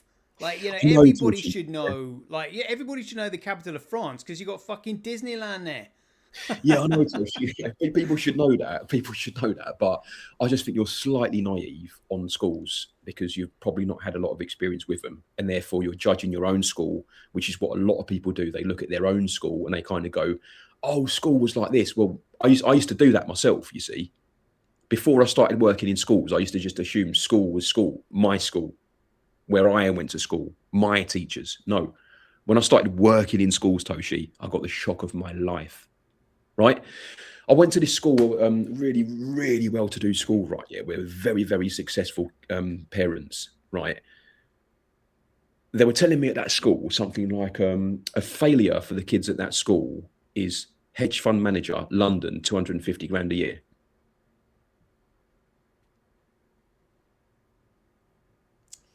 Well, Failure, Tosh. Yeah. Oh, guess what happened to him? Oh, he fucked up. Oh, what did he do? What happened to him? Oh, he's just a hedge fund manager in London, and he 250 grand a year, the dickhead. That's a failure for them. If you're a hedge fund manager and you're on 250 grand a year, that is a massive fail. Right. Hedge fund managers should be on millions. Okay, let's say 500,000, a million, whatever. That's a failure for them, hedge fund manager, whatever the salary may be. In my school, hedge fund managers get celebrated as if you've won the World Cup. Do you get the difference? Right? Yeah. In the middle class schools, it's like, oh, I say you're a hedge fund manager, aren't you? Oh, we'll treat you differently now. You're special. In their school, it's well, why aren't you the owner of several businesses? Why aren't you famous? Why aren't you, why aren't you doing this like your father? Why aren't you on TV? Why aren't you a professional singer? Why aren't you like the Spice Girls? Why aren't you earning 20 million? Do you understand what I'm saying, Toshi? So the point I'm trying to make is a very long-winded point. I do apologise, but the point I'm trying to make, Toshi, is unfortunately, from what I've seen working in schools, there are kids that really have a bad time and live in bad places where even a teacher trying to say something like Paris is the capital of France can take an entire lesson because the kids in that class are psychos. Yeah, but I mean, I'm also looking at my own like nieces and nephews, mate, and what's coming out of their mouths when they come back from school. Yeah, they're being taught about sex. Yeah, it's grooming, mate. It's predatory. Like, you know, a kid, under the age of 9 shouldn't be thinking about anything other than kicking a football, having fun, painting and decorating, canal boat sketches, whatever. They don't need to be taught about how you gender someone. Well, yeah, I agree with you, Toshi, but that's a very general point. I'm just trying to get you to understand the difference between a 10-year-old kid who's been abused by their family's education in a school that they live at with very low quality teaching, and a kid whose parents are famous, whose dad drops them off at school in a helicopter. And I'm just trying to get you to understand the vast difference there. And also I'm trying to get you to understand that there's a massive weightage towards the first one, because not many people are fortunate enough to have the second one. Do you understand what I mean? So the confidence levels, Toshi, can I just say something else quickly before you, and I'll obviously let you carry on with that, but the confidence levels in his kids was drastically changing from school to school, depending on, it seemed to me like the social background of them. I went to this school once and they were like, right, don't look him in the eye. Okay, I won't look him in the eyes. Any reason why? Yeah, they've all been through very, very, very bad things that adults have done to them, and they don't really trust adults. Don't stare at me in the eye. Don't try not to look at me in the eye. Yeah. Whereas the schools where they turn up in the helicopters, when I used to come to teach them the dancing, Toshi, they would sprint up to me. Every single one of them is looking at me in the eye. So I've got 12 kids, and simultaneously, they're all trying to tell me about their holiday to Dubai, their holiday to Switzerland, their holiday to Rome, their holiday to Paris. They're trying to tell me at the same time, and none of them are blinking. And I've got all, and I like them all, and they're all my mates. I'm like, will you calm down? Right, you got to, you know what I mean? That's what I'm saying, Toshi. I know what you're saying, but I just find it sad, mate. I don't think it's. I think you're right in terms of, yes, people are probably a little bit more silly and a little bit more lazy, but I also think it's worth considering that not everyone's privy to a decent education, Toshi. It's very difficult for some people. Do you know what I mean? I do get that, but what I'm saying is, I think the level of education across the board, Generally, yeah. across the board, mate, even the top education, I think that's deteriorating. Yep. You know what I mean? Even if you go to a posh school, there's still things that people don't know, like, you know, lacking in general knowledge. I think it's managed decline is what's going on. But the most shocking thing is still economics, mate. Like, literally, even Richard Werner, Catherine Austin Fitts, the two of the sort of like most eminent people, you know, who are trying to educate the masses on, you know, money and economics and all, they cannot tell you the difference between money and currency. They use them interchangeably, and it's just like, oh my god. I think Richard Werner is a professor at Roehampton University, and he cannot tell you the difference between money and currency. That is shocking, mate, and that's why we're in this fucking mess. Because if you don't know the difference between money and currency, you're never ever gonna work out the difference between a digital commodity and a digital security. Mate, That's it. I think it's possible that Bitcoin's missed its opportunity, and I remember Craig saying that this is what's probably going to happen. You know, and then he said something like, if it misses its opportunity, it could take 25 years for it to come back again. That opportunity. Oof. Well, the thing is, though, I mean, the block reward is already down at 3.12. Next one is like 1.25. I mean, literally, and there's only 1 million coins left in the system, mate. Exactly, and they've got to start printing tether like their life depends on it, I think. Well, even if they did that, you know, what each coin would have to be, well, like $10 million in order to justify the amount of hash rate going onto it, and then Tether would somehow have to maintain that $10 million price tag. Yep. It can't do it, mate. People, even the dumbest people in the world, would still see that. Hold on a minute, where's this demand coming from? Oh, right, Tether is over there printing billions upon billions. Well, where's that? Where are those billions upon billions coming from? They're making it up from nothing. There's no demand there. Mate, why does no one call out Tether on what they're doing? Like, why does no one call them out on it, Tosh? Protecting their bags, mate. That's what it. Why would they want to call out the one thing that's keeping the number up? You know. What do you think the BTC price, and without just instantly saying nothing, to like try and give us a figure, Toshi? Okay. What do you think? Let me ask you. What do you think the BTC price might be if there was no Tether?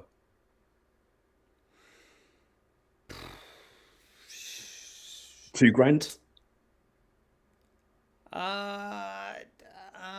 Well, I mean, 20. Yeah, I mean, I suppose it was Tether that even pumped the price in 2017, wasn't it? Really? Yeah, like maybe $5,000, maybe. Yeah, because it was around that sort of time where they suddenly realised, hold on a minute, we've got we can print free money here and just pump it into BTC and artificially inflate the price, and no one says anything. Yeah, Silk Road. That was genuine utility. That was demand for it. Silk Road sort of took it from. Well, Silk Road took up to $500, and then it got notoriety after that, which increased it a bit. How did Blockstream take the reins on it? Like, who sanctioned that, or did they just literally just elbow everyone out the way and go, right, this is ours now?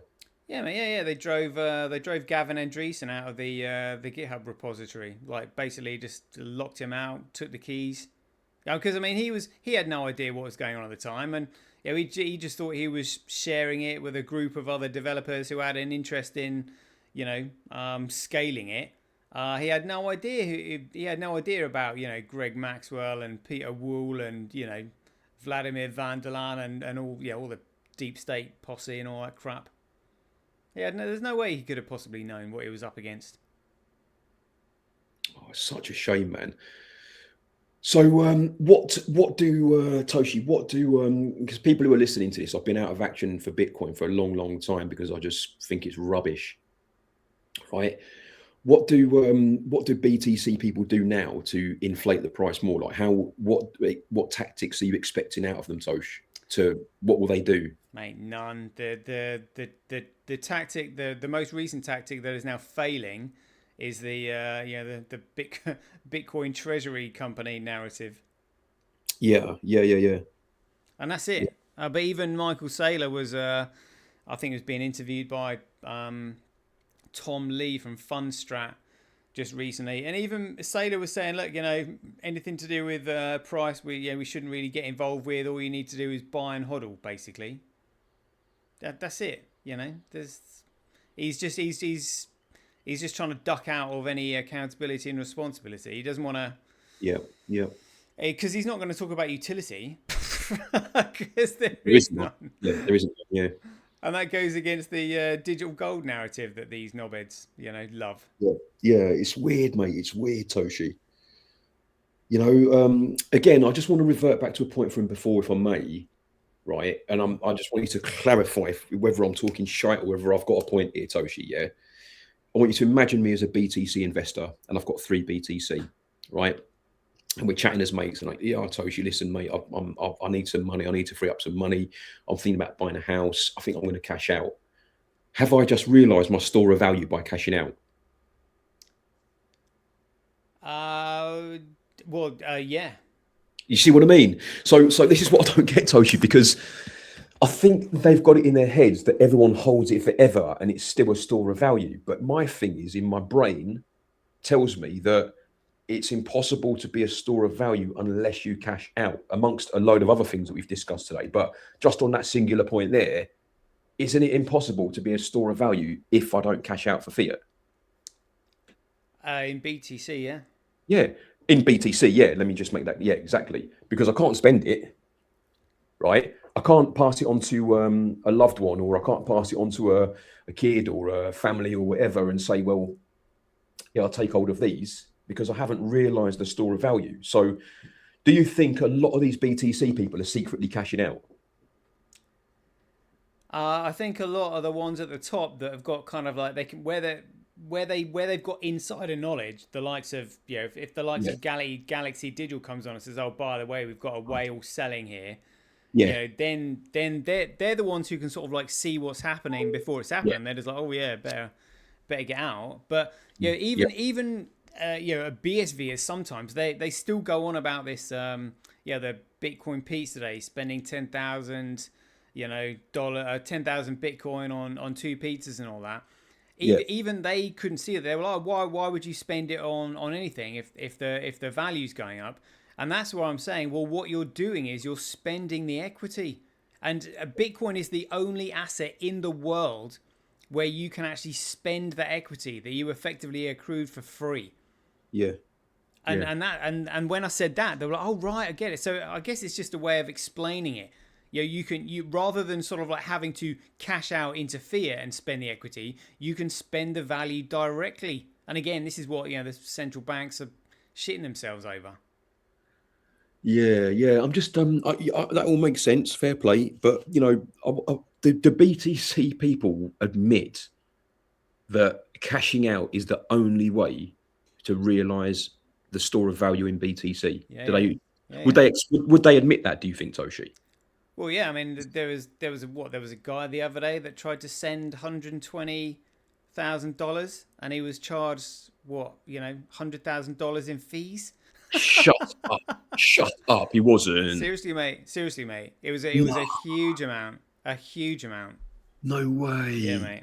So yeah, there's no way they're going to send it, because that what it took in fees there was more than you would be charged in capital gains tax. Mate, are you kidding me? Are you serious, Toshi? Are you messing me about? No, seriously, mate. I'll see if I can find the story to you and send it over. Oh my word, mate! I thought he was going to say, 7,500 was fees, and even I was going to go, mate, that's a rip-off. No, it was insane. It was like 90% went in fees. Does anybody bring that up or have a problem with that? Well, yeah. I mean, the main crypto press always bury that shit, don't they? They don't want to put people off. Yeah, but does any, Toshi, like, it's interesting. Like, do they literally put their fingers in their ears and go la la la la la la? Yeah, mate. I think they do. They're because they don't understand it. All they know is numbers gone up, and they're not transacting it with anybody. They're just like, well, it's all good for me, or I'm just waiting to cash out. So why would they promote the fact that suddenly, you know, somebody paid 90% in transaction fees? Yeah, or And what they about, would just simply turn around and say, well, not many use it, store of value, digital gold. What do you think you're doing, you idiot? You know?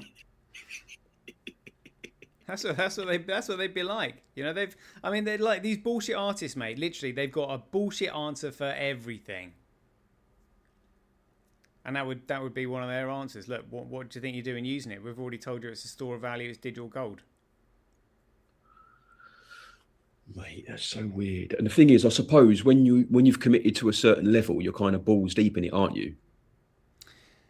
Yeah, and also you have to remember, everybody knows that the issue we're facing at the moment is inflation from the central banks, and that's the one issue everyone is looking at. But it's only us in BSV that have actually figured it out. But that's the one thing that everybody in crypto agrees on across the board. The issue is inflation.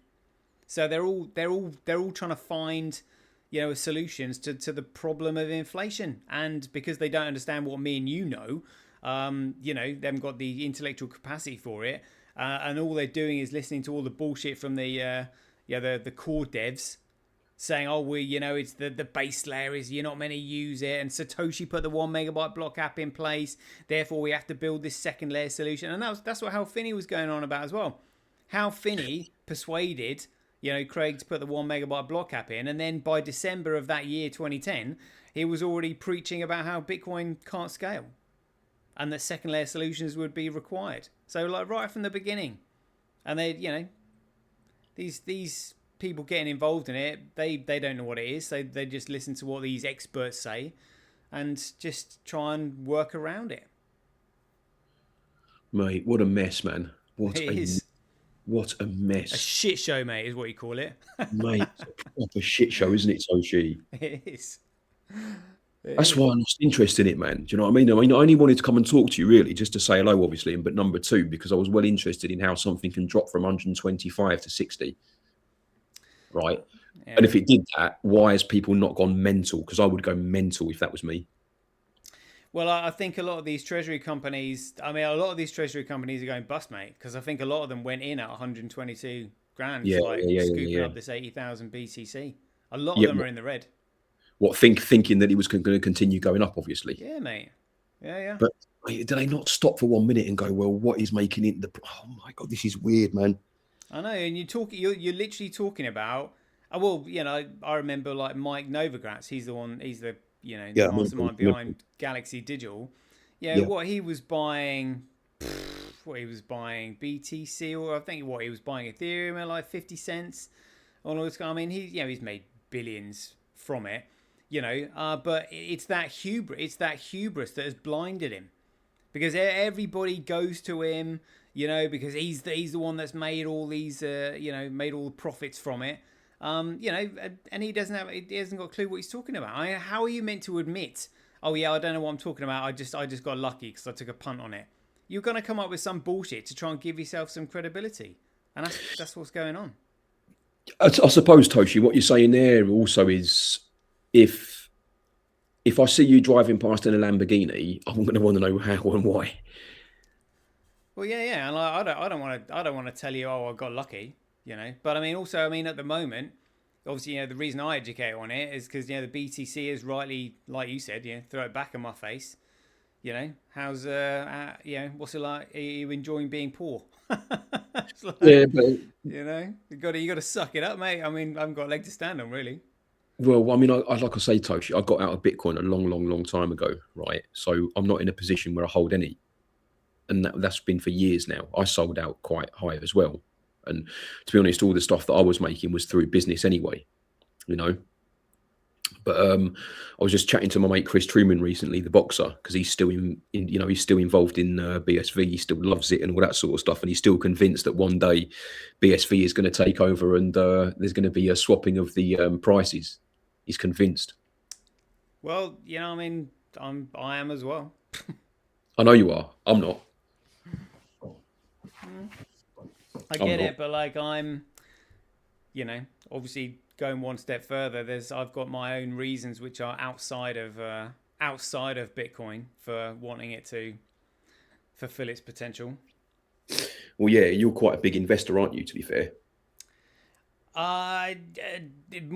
It's not even financial, mate. It's you know, conspiratorial, as you would say. Well, I know you're a big investor, right, or a decent sized investor, let's say, and I know that you want the price to go up, and there's other people in that position as well. But bloody hell, mate, it's taking its time, innit? Oh yeah, If absolutely. I'd have said to you when we used to hang about and that, if I'd have said to you, even when Bitcoin SV was say 200 or whatever, yeah. If I said to you one day this will drop to $15 in about 3 or 4 years, we would have fallen out over that comment. Well, it's speculation, mate. No, but I'm just saying we would have fallen out over that comment because at that time you would have been convinced that it was definitely going up, and you was. Right? And I'll tell you what else is funny, Toshi, do you remember when that I used to call him the geeky Shaggy, Joshua Hensley, you know Shaggy, yeah? Oh yeah. I used to call him the geeky Shaggy. Do you remember that time it dropped to $18 and he went mad? You remember that, no? 18? Oh my God, it's 18? Are you kidding me, man? 18? So deep down, everyone wants a price to go up, right? And there's no shame in it, Sochi. There's no shame in admitting that you want the price to go up. There's no shame in it at all, yeah? You know what I mean? Obviously, Craig won't like it because you're not allowed to want the price to go up if you're in front of Craig. It's bullshit. But he needs to understand that everybody wants the price to go up. Yeah. Well, I mean, number go up is just a natural progression of utility. Yeah, of course it is. Yeah, but you know, everyone's in BSV has seen people from BTC get stinking rich. Yeah, mate. It sucks. Right? It sucks. Well, again, I'm not in it anymore, but I can imagine it does suck if you're balls deep in it. You know, like some of you guys still are, which is unfortunate, but fair enough. I mean, maybe one day you'll get your it'll come back for you, you know, but at a price of $16, it doesn't look good, does it? Yeah, mate. Yeah. Can't deny that. You know, like I would never have expected it to go down to $16 and $16 to be its holding price, especially with a BTC at 65, 70. Oh yeah, mate. Yeah. I mean, Right? I think I had like a little bit in reserve, and when the price dropped below 30, I was just like, oh my God, this is it. You know, it's never going to drop below 30 again. Exactly, Toshi. And then he goes 29. You go, no, there's something wrong with the computer. Don't worry about it. Yeah, now what? Yeah, what? $15 is like 10 quid. I mean, that's insane, mate. You're talking Mate, like it's 2013 insane. prices. It is insane how cheap it is, right? But what I don't understand, Toshi, is that when I remember the BSV price was different, a lot higher relative to next to a much lower price BTC. So what I'm trying to say there is when BSV was say 200-300, how much was BTC at the time? It was nowhere near 60. Yeah. I mean, the margin was a lot narrower then. I mean, it's huge. That's what now. I mean. So in theory, now, right, with a beat, because all the prices seem to be driven by the BTC price in one way, shape, or form, or that's how it used to be anyway. Well, So, yeah, but the BTC price was also driven by tether printing. of course, right. But my point being, when BTC was 25, 30K, like BSV was right up there. I would never have expected BTC to get to 65 and BSV to be at 15. Yeah, mate. I remember when BSV was getting to like $80, $90 per coin, and mate, I was scrambling around trying to get all my pennies together to get one. Mate, I had fucking one hand on my core, he went around the back of my head thinking, what am I going to do here, mate? What do you do? Like, and the thing is, like, look at it, Toshi, man, look at it. As an investment, it's a terrible, terrible investment at the moment. Well, right now? Well, yeah, because it's been proven to be a terrible investment, Toshi. It has literally been proven to be a terrible investment. It's at its lowest of all time. Yeah, but you don't buy when there's blood on the streets, mate. So what every investor's wet dream, isn't it? Yeah, there's a piece of dog turd out there. I might go and buy it. See if it's worth something. See if I can push it back up a dog's ass. Yeah, but I mean, you look at the transaction volume, mate. Yeah, we're still at 13 million now, and then we got Yeah. Ethereum leading the way at like 3 million. I mean, But Toshi, look at the fried rice. I Look know, at the mate. fried Yeah, rice, mate, it's Toshi. an investor's wet dream. That's what I'm saying. I don't know about that. I think the problem is as well is that he's still got connections to Craig, right? And you won't think that's a bad thing because you have a bit of his Corey, but people don't like him out there. And when you look on the internet, the only stuff I can really find about Craig Wright is that he's basically a convicted scammer. That's all it says. And I don't want to debate about whether that's true or not. I'm simply telling you what it says when you look for him. He hasn't got a good name. And then when you look on BSV, for example, on CoinMarketCap, and you go into that little section where it says about the coin or whatever it is, it says, oh yeah, this is Craig Wright and Calvin Air. Mate, if I was Calvin, I would be fuming with Craig. Well, I think Calvin probably lost his rag a little bit after the Copa case because he was the one that was telling him like, you've got to sign. Mate, exactly. Because we all thought that was going to be it, Toshi. We all thought that was going to be it, right? And you can deny that till you're blue in the face if you want. Yeah, you were the only person out of the whole BSV who didn't think that was going to be it or whatever, right? But bullshit, because Ruth and all of them thought that was it. And I'll tell you what was hilarious, right? Well, when I say hilarious, I mean, it weren't funny because my money went walkies, but when that judge at the end and everyone's like, oh, how long is it going to be before he announces the result of this case? Oh, it'll take about 2 weeks. He'll go through all the stuff. He'll deliberate it. At the Friday of that bloody court case ended, he said, right, this guy's a fucking fraud. I've got to go and do a speech this afternoon. Thank you very much. Taps his fucking hammer on the thing. Go on, you lot, fuck off, will you? Yeah, mate, that's what happened. He ruled from the bench. Right, and then that Ruth was going, did he just say the ruling? Did he just say what I think he said? And everyone was going, is he just... Tosh, it's bad news, mate. It's really bad, mate. You know, but it's contempt of. It was that same judge that ruled that Craig had expended substantial skill and judgment in creating the Bitcoin file format. I remember someone, Toshi, saying they sold a house to buy BSV. Yeah. Oof. Yeah, I remember saying they sold. I remember someone. I'm not going to say who it was, but I remember a specific person saying, I have sold a house to buy BSV, right? Because they put the tweet out. And I remember thinking, and I think it was about 150, 200 at the time. Right? Let's assume that house was 200 grand. Okay? How much is that worth? And you swapped it all for BSV, and your BSV was 200 at the time. Make the maths nice and easy. How much is your money worth now? Yeah, that sucks, mate. Mate, it fucking sucks bad, Toshi. You know, that's the thing. Like, and that person will definitely be blaming it on Craig's court case. Let's say, yeah. Well, I mean, there was that newspaper article in Korea that jolted the price up from sort of $40-50 up to 90. Yeah. And then it was the result of that court case that pushed it right the way back down to where it is now. Mate, he mullered us in that court case.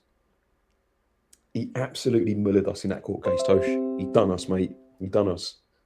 He left us like that was the day everyone knew that their investments was definitely going to get shanked and they were going to lose all of their money. And for me, it was that dickhead who come on, Hello. He was he used to dress as ninja when he was 6. mate, piss off out of here and get the person who was supposed to come. No, this is the person. No. Where's the key witness that was supposed to come here today? That's him. No, it can't be. It can't be him. Because he's going on about ice cream Lego vans and ninja suits. It can't be him. Go away and get the person. That's what we were sat there. I thought we're sat there. We're going, this ain't the key witness. Because the thing is, Toshi, leading up to that court case, do you remember? Everyone kept saying, but no one knows what's going on Thursday, Friday, do they? Well, okay. Enlighten us. What is going on Thursday and Friday? Nikki. Key witness. Isn't it? Toshi, isn't it? Right? I remember people saying it, Toshi, right? And I started to get a semi. Right? Go on, tell me more. Tell me more. Who's this? Well, we apparently what's coming on Thursday, Friday, we got this guy. And he knows everything. And he's undisputed. He can't be disputed what he's saying. This is it. This is where we get rich. I'm telling you, Tosh, I've got semi over it, waiting for it, rubbing my hands together, thinking this is it. Right? Mum, book a holiday. Book a holiday for the whole family today. Well, where are we going to get the money from, son? Well, don't worry about that. It's coming. Yeah, because Key Witness is coming in today, Tosh. Who was it? Mate, it was that mug who went on about the ninja suit. Oh. And we were so disappointed, Toshi, because it was like a little whisper. It was like an underground whisper. Well, yeah, but have you not heard, though, what's happening Thursday, Friday? Because up until that point, the court case had gone shit. Right? Everyone was laughing at Craig. You had that Zuko Wilcox laughing at Craig as if he knew the result all along, as if he knew what the result was going to be before he even stepped in. Right? And I'll be honest with you, Toshi, he looked well bad. Like Craig looked well bad in that court case. Right? Did you get this from AI? Have you copied this? You know, there was so much stuff in that court case that made him look bad. And unfortunately, his lawyers didn't object. And then the judge took it as a statement because his lawyers didn't object. Well, the thing is, SirToshi, he chose his lawyers and he was telling us before how great his team are, how great the solicitor team are. I've got the best in the world. We're laughing. And that's why Calvin was buzzing, because he heard all this as well. Mate, if I was Calvin, mate, I am telling you, I would grab Craig by the collar and I would lift him up against the wall, mate. Well, have you seen Craig recently, mate? He is stacked. I wouldn't cross him, mate. Literally, what? He is stacked. When you say stacked, do you mean fat or do you mean stacked? No, I mean stacked, mate. Absolutely fucking rock solid. Shut up, Satoshi. No, seriously, mate. Seriously, mate. Last time I saw him, he looked like a fat white piece of cellular. No, mate, not anymore. Not anymore. So what? We're talking fucking shoulders like boulders and six-pack, mate, out of, like Hugh Jackman. Does that mean you fancy him more now? I'm just saying that's what's there, mate. It's impressive. Well, good on him for getting fit, mate. Good on him for getting fit. We're not going to knock people for getting fit and healthy, Toshi, but I can knock him for his shambolic display in that court case. I don't care what you say. It was a disgrace, Toshi. And I think every single BSV person, really, with a brain cell and as an investor, would also agree with that. That was the point we were supposed to get the money, and it never came. What are you going to say if the money does come later on? Thank you very much. I'll have that Lamborghini over there, please. Yeah, I'll have those two birds over there. Well, how can you have that if you haven't got any Bitcoin, mate? Well, I mean, if it started shooting up now, like say if it went to 100 or something, and everything else stayed the same, I'd obviously get in. That's how I got into BTC the first time. I was in when it was literally 6 or 7 grand.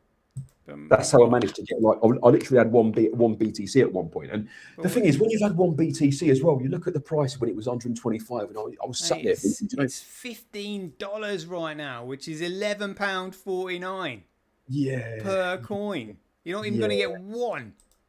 Well, I mean, I've got my mate Chris said he'll give me one BSV if it starts shooting, so he's got me covered. Yeah, right. And you give me one as well, because I'll be on to you. So listen, Toshi, I'm fucked for money. Give us half a BSV, will you? And you'll probably say yes if you feel sorry for me, right? And then we'll probably go out on the piss in Leeds or London or whatever. So I'm not too worried about it at the moment, right? But I do see your point, Toshi. Like for people that are into it and that care about it and that do want to make money, it is a good price. It's fucking, mate, it's a gift. Yeah, I know, because you can actually use it. Well, yeah, but you can use it, but it also carries the #1 legacy address. It does. But then can I ask you, Toshi, this is what I was saying before, right? And try to just be non-biased, right? Don't you think that Craig's connection to it still has a negative connotation for BSV? Or not? Like, we've try and be like, like see it from both sides kind of thing. If you can. Well, what anyone and anything that is associated with BSV gets shat on anyway. Doesn't matter what it is. No, I'm specifically talking about Craig Wright and his involvement with BSV. Well, there's no way Terranode would be around if he wasn't involved. I'll give you an example, Toshi. Fair point, right? I'm on CoinMarketCap, the most popular price website in crypto. Yeah, agreed. Yeah. And I'm on BSV, and I'm looking at a shambolic price of $15.38 right now because it's gone down 3% today. Okay. Yeah. Since me and you got online, you see the effect, people, that me and him have on BSV price. We start talking, it fucks off 3%. Actually, allow me just to read this out quickly, right? It's only a couple of paragraphs, yeah. Okay. Who are the founders of BSV? It says, blockchain technology company nChain developed the BSV node software and has regularly delivered protocol updates that restore the functionality of the original Bitcoin protocol. nChain now provides the BSV infrastructure team, which continues to advance the node software and other infrastructure tools for the BSV network. Okay. Now, this is the interesting 2 paragraphs, and they're slightly shorter as well. Former nChain chief scientist Craig Wright, who claims to be the pseudonymous creator of Bitcoin, Satoshi Nakamoto, has been a supporter of BSV since the split between BCH and BSV 2018, following the proposal of controversial protocol changes by several BCH developers. That's Craig Wright's name on CoinMarketCap under the founders. So that's there in stone. Entrepreneur Calvin Ayre is also a vocal advocate for BSV and regularly seeks investment opportunities in companies and projects building on the blockchain. Right. So that connection to Craig, right, as much as you think Craig is brilliant, and there are brilliant things about him, right, I think he's a knobhead for making us all skin. Yeah, that's my stance on it. But away from what you and I think, Toshi, if we can just pull ourselves away, what does the average person think when they see this? And then when they go off and type in his name and type in Craig Wright Bitcoin, and then all that stuff comes up. Well, yeah, I mean, they're just going to find all the deep state narrative. Yeah, it's bad, bruv. Right? So how do you overcome that? Like, surely that's going to put the price back a few years, just that alone. Mate, when the utility in the block fee, nobody's gonna give a shit about what anybody says when number goes up. Yeah, but then I remember you saying that in 2020, and it's 2026 and a half. Yeah, a lot and in that time, got negged out by now. I know, and Tosh, in that time, I have seen countless BTC idiots with no brain cells flying past my house in Lamborghinis. Yeah, with turkey teeth, right, and a much younger bird a much younger but legal bird in the passenger seat. Yeah, like.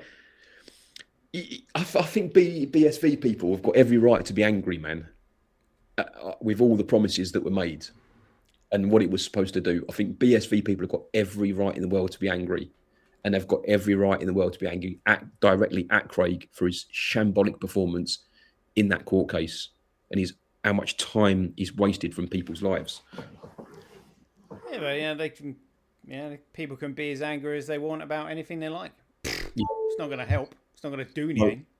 No, it won't. But it will just further cement his reputation as a bad one, won't it? The more people that don't like a person, then obviously the more people that hear about it.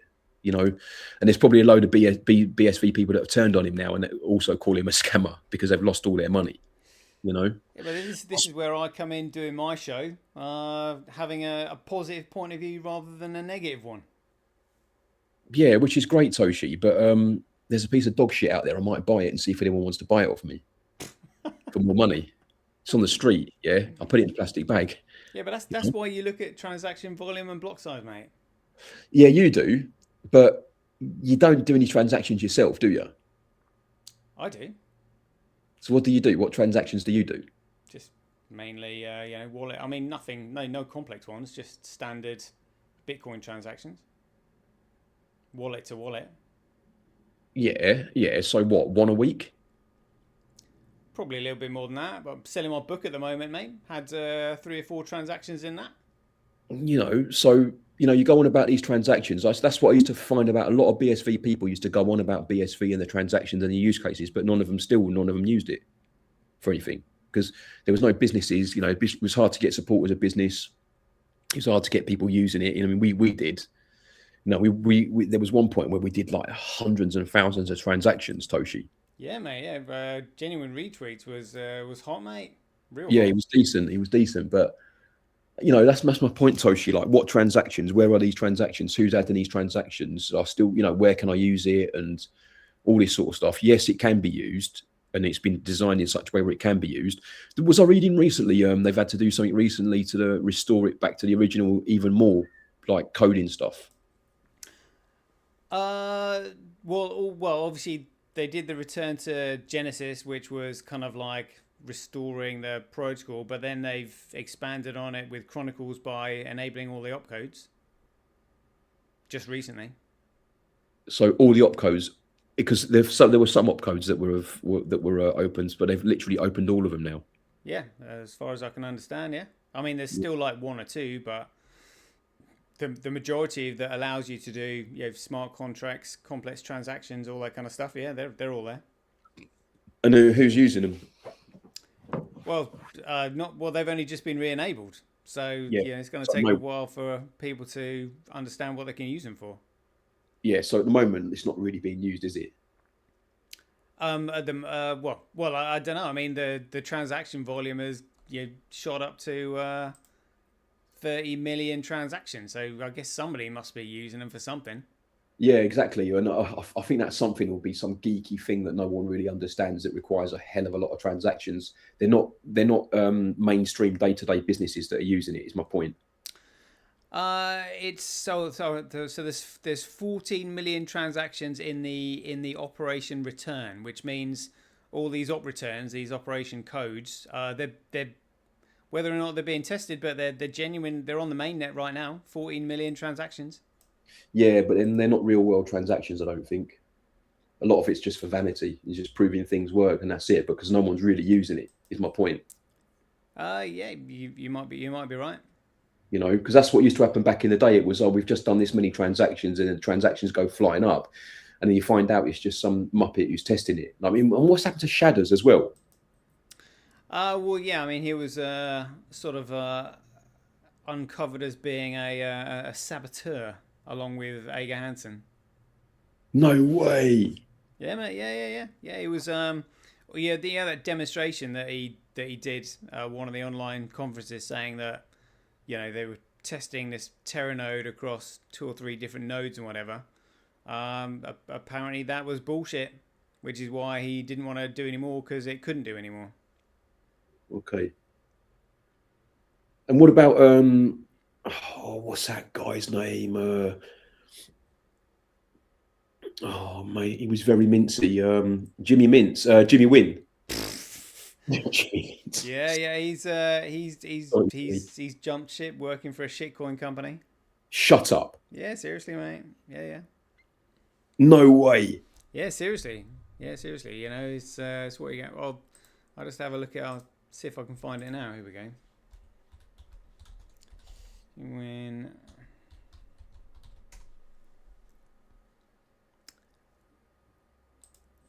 Here we go. So his Facebook profile looks like he's working for global blockchain and emerging tech entrepreneur, lawyer, speaker, vodcast host.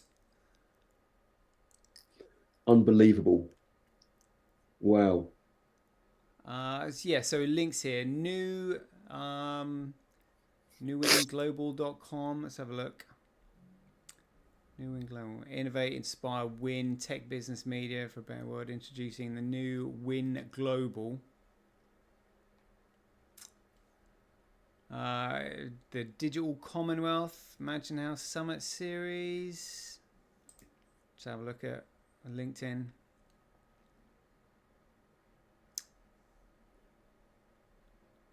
So he says, Jimmy Nugent is a global blockchain and emerging tech leader, lawyer and speaker. Through his firm New Win Global, he's a venture builder, investor, advisor for projects that use innovation and inspiration to empower people to win. He also hosts the Win with Jimmy Nugent podcast. But he was working for another company. Unbelievable. Wow. There's a picture of him with the Pakistani Virtual Asset Regulatory Authority. By the looks of it, yeah, I don't really get it. Unbelievable, mate. Unbelievable. And there's no twitches or anything like that anymore, is there? Like all the businesses have come away now, haven't they? So there is Tree Chat and BSV Tube that are coming on really well, actually. Paybit, which is what I'm using for my book. There are other projects coming on. I do know actually quite a few coming on. But what, they're trying to invent YouTube again? Do you think they're going to be able to compete with YouTube, Leo? I think they'll do better than YouTube because there are no hosting service costs because everything's put on chain. So therefore, there's no overheads or running the site because the site is using the BSV network for all of its storage. Have you seen YouTube's profit and growth over the last 5 years? Then probably haven't, have you? I probably haven't, but they're all on the Google servers. Yeah. Have you seen their profit and growth over the last 5 years? What do you want to tell me, or shall I have a look at it right now? Oh, just have a look. Don't have to do it now, but just have a look at their profit and growth over the last 5 years, mate, and look at those numbers. And you ask me if 20 people using a BSV chatbot or whatever it is going to compete with YouTube. Oh well, again, I mean, YouTube's profit is measured in dollars, which is just fake currency printed from nothing. Which is what everyone else in the world uses and all other businesses use. Yeah, but it's not that's not the point I'm trying to make here. The point I'm trying to make is that we've seen so many people come in like Jack Liu with that Streamanity and stuff like that, try and compete with YouTube. Impossible. Did he not sabotage that though? Comes in because he bought Streamanity, fucked it up. He went in with RelayX, fucked it up. He bought Bitcoin Files, fucked it up.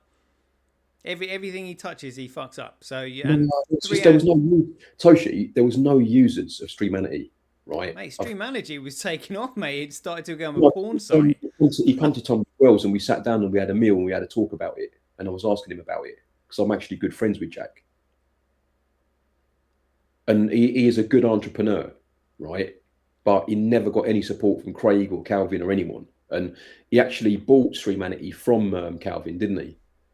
Because those two Indian guys started it. But you can't compete with YouTube when you've got 100 users. But I mean, look at Bitcoin. Wanting to get on the act for global payments, and now it's got the scaling. Now its scaling capacity far surpasses Visa and MasterCard. So the capacity's there. That wasn't there before. And build it and they will come, as they say. Yeah, well, I just want all of your listeners to know that I completely disagree with what SirToshi's saying there. I do not believe a BSV business with 100 users has any chance at all in competing with YouTube. That's where I stand on it, right? You can try and dress it up as much as you want, yeah, and you can try and deflect as much as you want. I'm talking about, can 100 user base business compete with freaking YouTube? And that's as stupid as thinking that BTC has got a use case. It really is. But are you saying that the 100 user use case is the maximum that it's going to have? Say that again. Are you saying that the 100 user use case is the maximum number of users they're going to have? I'm not saying that at all, but in all of the businesses that I run and that Jack run and then other people were using, that was the sort of levels we were working on. It was literally 100, 200 users. It wasn't pretty. What was it? What was it that happened to Genuine Retweets? Didn't that get sabotaged by like Greg Maxwell and all that shit? No, not at all. They were sort of scared of it and respectful of it. They knew it could have been really good, but there was only a few people supporting it because it literally had about 100 users. And then Elon Musk purchased Twitter and then started doing his own paid engagement, which is what all the social medias do now. So we were basically doing paid engagement before social media started doing it because we saw the gap in the market for boosting a post, but boosting a post with the right audience. But that's what they all do now anyway. Right? Got you. So what I'm saying, Toshi, is that I think it'd be silly to put a figure on the amount of potential users, but having run businesses in BSV and seen the lack of support for it, albeit years ago, no way, man. Like that was like us trying to compete with, other social media boosting companies that do it in theatre and stuff. It's very, very hard. We had 100 users. That was about it. Twitch had about 100, 200 users tops. That was about it. Same with Jack with Streamanity. Hardly any users. Hardly any people wanting to use it and supported it. Like everyone talks about the stuff. Everyone's, oh yeah, this is great. Oh look, we've got this BSV thing here where you can do video. Streamanity was growing, mate. There was like the amount of porn that was being uploaded to it. Well, I think that's where when you say sabotage, I think he realised that he would probably make more money just letting people use it for nefarious activities like porn. Yeah, because there's a load more users, and he was right. Well, how come he didn't just develop like Streamanity X or something like that? I don't know. I don't know. I would have done that, mate. Mate, you wouldn't do anything because you've never developed a BSV business in your life. Yeah, but if I had Jack Lou's capabilities, that's what I would do. Okay, well, you should have told him, man. But he's very smart. He knows what he's doing. He knows when to hang his boots up. Let's put it that way. You know what I mean? He ain't so he bought it and then just closed it down. I think he bought it for 20 grand. He probably made his 20 grand back and then thought, you know what, this is a waste of my time. There's much easier ways to make money. And then that's when they all went into those NFTs and all that sort of stuff, wasn't it? Oh, well, over on Twitch. Well, I mean that was. It wasn't just Twitch. Jack was doing it on Relay. They were doing it on Twitch, and you had those two Muppets that were doing it on their other one. Those two baseball guys, the guy with the long hair and the other guy. Can't remember what they're called now, but none of them worked. None of those NFT things worked at all. I think they worked for a small amount of time, and then like the rest of them, gone. But you can say the same for the whole of crypto and NFTs because they don't. I think NFTs. Everyone now knows that NFTs are a Ponzi scheme, don't they? It was just the whole thing was just hype and bullshit, mate. People buying what do they call them? Pet rocks. You see, Toshi, going back to what you were saying before about people being a little bit more stupid, right? I just want to bring up the fact that is it that they're stupid or is it that they're lazy? Because all of these things for me point towards laziness. Not all of them, but a lot of them point towards laziness. Yeah. Like whenever people see an opportunity where you can make the most amount of money for doing the least amount of work, they're going to take it, aren't they? Well, I think people are so ignorant of what the financial system is. They still think, because I mean, there are people out there who make money from nothing, like the bankers. So they're just like, well, if they can make money from nothing, then I can do it. Not realizing that, unless you're the one actually printing the currency, you're their slave to the system, really. I think it's different. I don't think they even look at the bankers at all. I think they look at someone selling a picture for 3 million and go, I think I could do that. I could sell a picture for 3 million. Then they go on an endless quest buying these pictures to find the one that's worth 3 million and never find it. Yeah. I mean, it's pretty stupid. But when you see someone in a Lamborghini, when you see someone making 3 million from a picture, when you see these things with your own eyes, Toshi, it's a bit that's how fruit machines and stuff like that work, isn't it? Like that, you get that initial buzz, that initial win, they've got you. You see the lights flashing, not you or anyone in particular, but that's the people who play those sorts of games, roulettes. I've got friends addicted to roulettes and all this sort of stuff. Do you know what I mean? And they're literally knocking one out off the strength of the first time they won. Yeah. Do you know what I mean, Toshi? Yeah.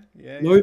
So I just wanted to put forward that perhaps laziness is part of the discussion as well. Like we're from a generation where we weren't encouraged to be lazy. We were encouraged to work. And we were encouraged to study and, try and be more intelligent and read books and read stuff and try and think for yourself. But we didn't grow up with mobile phones, did we? I got my first mobile phone at 18, 19. I remember walking to my mate's house thinking, do you know what? I think I can call my mate here. Right? Honestly, Toshi, I was walking down the alleyway towards his house thinking, you know what? I think I can call him and tell him I'm on the way. And I stopped, yeah? And I typed his number in. I was like, hello? Hello, mate. Yeah, I'm on the way. All right, that was a big thing for me, mate. You know what I mean? But then by the time I finished university, Toshi, we have smartphones with Google on there now. Right? Well, mate, look at AI. Oh, look at AI. Do you know what I mean? I probably have better conversations sometimes with AI than I do with people. Not all the time. Sometimes, do you know what I mean? I can believe it. I can You know? believe it. Yeah, he's all right. AI. I like AI, mate. He's good. You know, he's good for music. He's good for certain things. What do you think of AI, Toshi? Are you excited about the AI? Are you excited about its future? What do you think of it? Do you think it makes people lazy? Well, I know a lot of other people that use it. I've not really, I don't really want to touch the likes of Perplexity or ChatGPT. However, we've now got AI on the BSV blockchain, and I Oh, was actually using that the other night. I was like, oh, right, I'll use this AI because it's on BSV. okay. But the answers that I got, were still bullshit. So I was just like, well, that's why I don't use AI. Yeah, yeah. It can be a knob. Yeah, I mean, yeah, I was, It can be a proper knob. Like, let's not let's be honest here. He can be a knob. There's a guy called Husk IRL that takes the mickey out of it all the time. He asks it questions which he should be able to answer really easy and straightforward, and he just doesn't know what he's doing. But for things like making music or writing a proposal or writing your CV, mate, I'd never do any of them things again. I'd never write again, oh, there you basically. go, mate. I've just brought up BSV agent. Like it says, ask me anything. What do you want to ask it? Let's test it out. Ask it how long will the BSV price remain at $15 without being biased. Remain at $15. Yeah. Here we go. Right, let's see what it says. Here we go. Look, transaction. It's now that is now up on chain. It says generating response. So you've paid for that search, yeah? No, mate. No. It's free. Free, okay. But there's a transaction that goes through, yeah? Yeah. Okay. So that maybe explains some of the transactions as well if they're doing free transactions. It could well be, mate. Could well be. Yeah, just somebody testing out the op return on this one, but yeah, the fact is, with this transaction being on chain, you can trace it. Here we go, mate. So it says the BSV price isn't tied to short-term app usage, but to a broader adoption and market forces. While $15 might be a current price point, its duration depends on factors like institutional interest, macroeconomic trends, and the hyper-Bitcoinization. Shut up and tell me how long. I asked it how long. So historically, Bitcoin's price surged before major platforms emerged. So BSV's trajectory could follow similar patterns. However, predicting an exact timeline is speculative focus. Instead on long-term adoption and the awakening of decentralized systems. Fucking woke dickheads fucking done this, haven't they? You fucking idiots, man. Idiots, mate. And do you expect stuff like that to get mass adoption? It won't, Toshi. I'm sorry, but it won't. It says BSV's trajectory could follow similar patterns. Yeah, it could is the important word there. It is there, mate. It could not. But yeah, exactly. It could. Yeah, basically you cover yourself, don't you, when you say could? Yeah, shoulda, woulda, coulda. All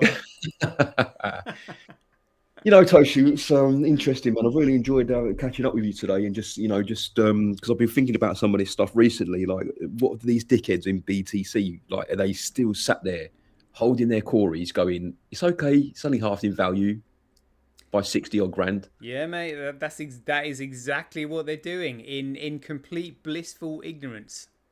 Because I see a lot of them, Toshi, in blissful ignorance, trying to sell it to the other lot as a bargain, like you're trying to do to me with BSV $15. Yeah, they're trying to tell their friends, oh, it's a bargain at 60, 70 grand or whatever. Mm-hmm. You know, they're going to cost each other a lot of money, aren't they? Well, yeah, because I mean, this is a one-trick pony, mate. There's like Highlander. There can only be one. That's the way it works.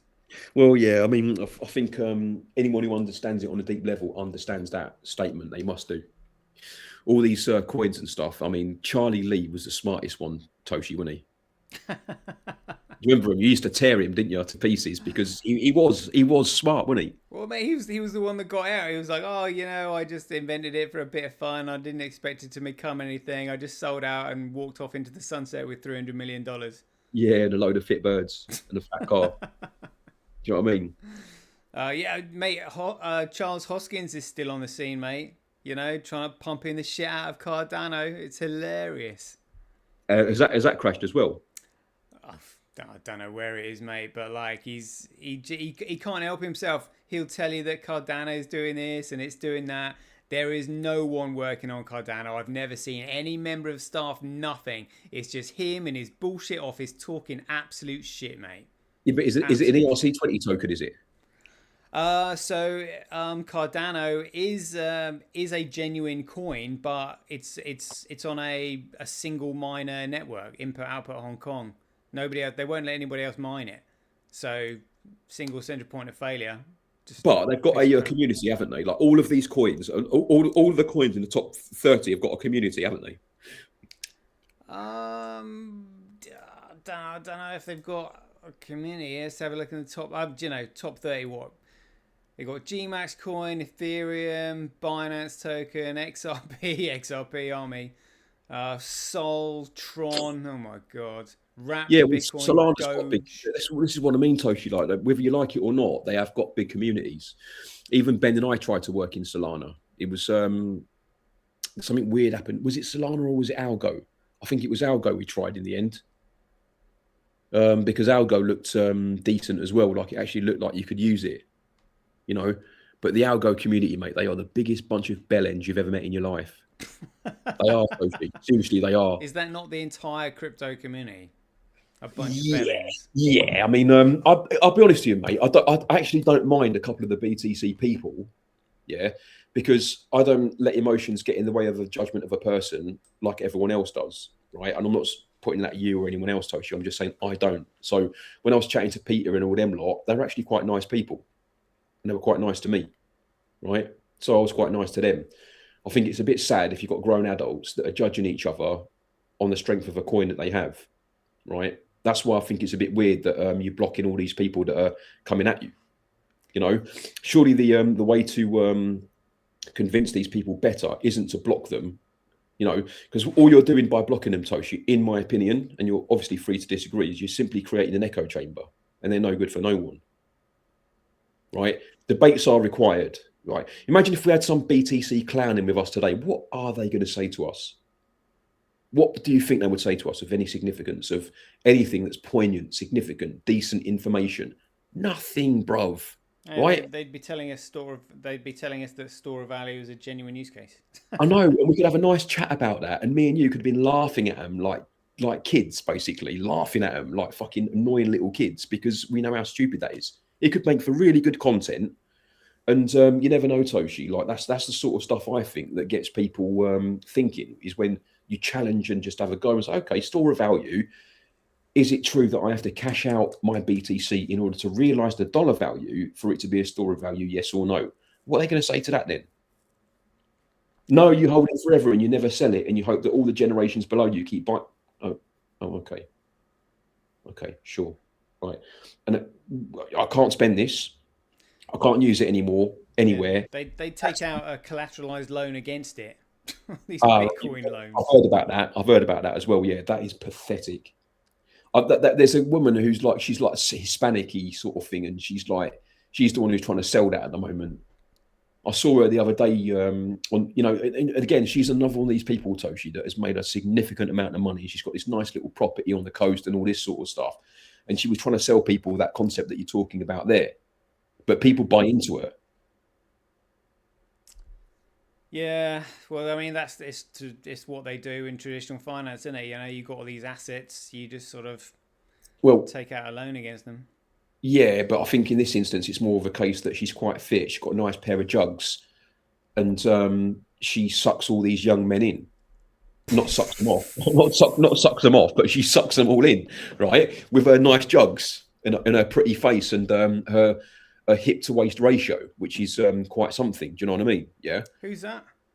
Oh, she's some Spanishy sort of bird. She actually speaks English, but she's some Spanishy sort of bird. Basically, mate, I think what BTC understand well is that when you get women like Natalie Brunel and the one who's got the fake tits, yeah, that Chris was telling me about, Layla Halipan or whatever her name is, and all these fit little birds that you know, you got all these geeky young men that have never seen a Panani before, and you know, now you've got this quite pretty woman talking to you about all this stuff, and you're not really listening to what's coming out of her mouth. You're just staring at other places. Do you know what I mean?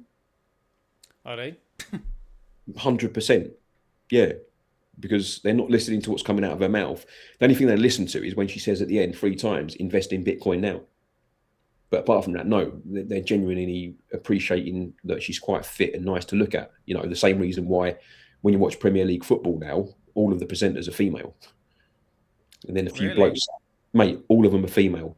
And because they've worked out that men prefer looking at good-looking women. True or not? Would you rather look at an ugly bloke like me or you, or a good-looking woman? Fucking good-looking woman all day long, bruv, for a man. All day long. Right?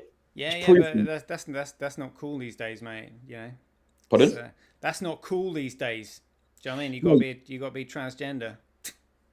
Well, yeah, if you say so. But I know what you're saying, Toshi. I know what you're saying. But you know, look, women, they're doing well on the internet now. They're making big numbers, and the vast majority of presenters that I see are female. Even in like male-dominated sports like football. You know, you get ex-footballers sat around them, Toshi, but all the presenters are female, good-looking ones as well, right? And rightly so. And I think BTC do that well. They understand having a good-looking woman can be a very, very, very powerful weapon. I can see Michael Saylor chatting to the Hal Perns and chatting to the Natalie Brunells. Yeah, Natalie Brunell. She's pretty, mate. Yeah, mate. Yeah. She's got turkey teeth and all pretty, that. I don't care what you say. She's pretty. She's got a nice shape. Right, you know, even like years ago, she was. I saw her the other day, and I was like, mate, she's maintained herself well. I thought she'd be an old and haggard by now. Hey, that's what happens when numbers go up. You can afford to maintain yourself. But what I will say, Toshi, is that when I was watching Natalie this time, I haven't seen her for years. There was an air of desperation about her. Well, yeah, because the miners, even Adam Back was saying that the price of BTC needs to be 250,000 in order to sustain the mining operations, and it's not. Well, let me sort of tell you what I was hinting at there, where I thought she was a little bit desperate. I felt the desperation of someone who's put a lot of money into BTC at 125, sat on her arsehole at a price of 65 grand. That's what I saw. That's the desperate that I saw. In other words, say the right thing, because I'm invested all the way up there. And I'm a bit worried now because I literally committed everything at that price. That's the desperation that I saw from Natalie Brunell. Because she was sat with Michael Saylor, and it was really like she was trying to coax that information out of him, which was number go up, blah, blah, blah, blah, blah.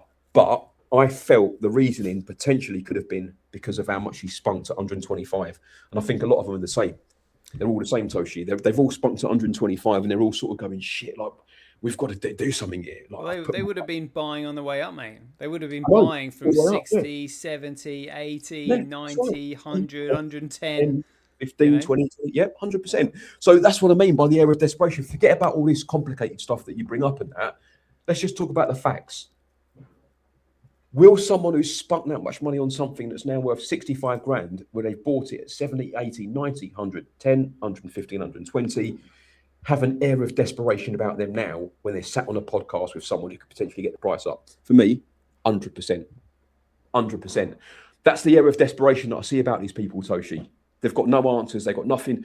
She knows she can't do nothing herself apart from sit there and be pretty and be fit. Yeah, right? No, they're just looking at historical data as well. And they're just looking at historical data, correct, right? But she knows she doesn't really have enough ability to do anything and affect it directly herself apart from sitting there and being fit, right? And, you know, I know that's probably going to come across a little bit disrespectful what I've said there, but that's the truth. You know, she ain't there for a poignant view on Bitcoin. She's there because she's fit. Same with that Layla Halipern and all them lot. They're only there for those reasons. However, Toshi, what does sit true to me, whether you're looking at a Fitbird, whether you're looking at a Michael Saylor, whether you're looking at anyone in BTC, for me, there's an air of desperation of people that have lost a lot of money already. Yeah, I'd agree with that. Mad, mate. It's madness, mate. Because that's the thing. Like, last time I saw her, Toshi, the reason why I'm using her as an example, because last time I saw her, she looked so relaxed and so happy. And when I saw her recently, I was like, mate, okay, she's still fit. She still looks good. She still looks great. She obviously looks after herself. She's very beautiful and pretty. But look at this air of desperation about her now that wasn't there before. Well, it's because of what she said hasn't come to fruition. She would have been talking about how Bitcoin just always goes up, and then suddenly Exactly. everybody that was listening to her at 70k, 80k, 90k, 100k, suddenly they're looking at something that's like, you know, less than what they bought in at, and they're just like, what's going on? You're making the same point, but you're slightly missing my point. My point is Toshi has been putting her own money in. Yeah, she might have. Forget about everyone else and who she's been talking to. Do you understand what I mean by air of desperation now? Because she has been sat there, Toshi, from 60, 70, 80. She, right? Now, if you're that person, do you get what I'm saying now? Like if you're her and your own money has crashed and you've lost a lot of your own money, there's going to be an air of desperation, isn't there, Toshi? Of shit. Like, who can I get on to get the price up? Who can I talk to get the price up? What can I say to get the price up? It's desperate. I'm telling you, it's desperate. I'm telling you, Toshi. Yeah. I can see that.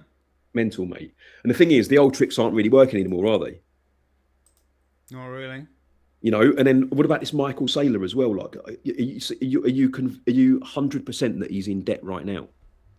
MicroStrategy is in the red. Yeah, they're buying in prices 70. Their break-even price is 73, and it's down at 71. How do you know their break-even price is 73? Because you can literally just go on to strategy.com, and there's a graph showing you how much they've bought, when they bought it, what the price was, and what the average price is that they need in order to be in the black. Blimey. And 73, I thought it would be a lot lower than that, you know. It's because he was doing what you were suggesting others might well have been doing, which was buying all the way up. Yeah. I know he does that. Because I've looked at their business as well. He does it, but in their business, they do it every quarter. They buy a crap load every quarter, from my understanding. Yeah. I'll put, here we go. Strategy Bitcoin purchases. I'm sure it's, here we go. Chart. Oh, there we go. Yeah, so they've got a chart that actually tracks it. What tracks their profit level? Yeah, mate. Yeah. And what does it say there? 73. Let me just find this one. It can't be as high as 73. Surely not. Let's have a look. Surely he bought a lot more below 73 than he did above 73. Number one. Well, yeah, but he went in hard, mate. Yeah, exactly. He went in really hard. Exactly. Yeah.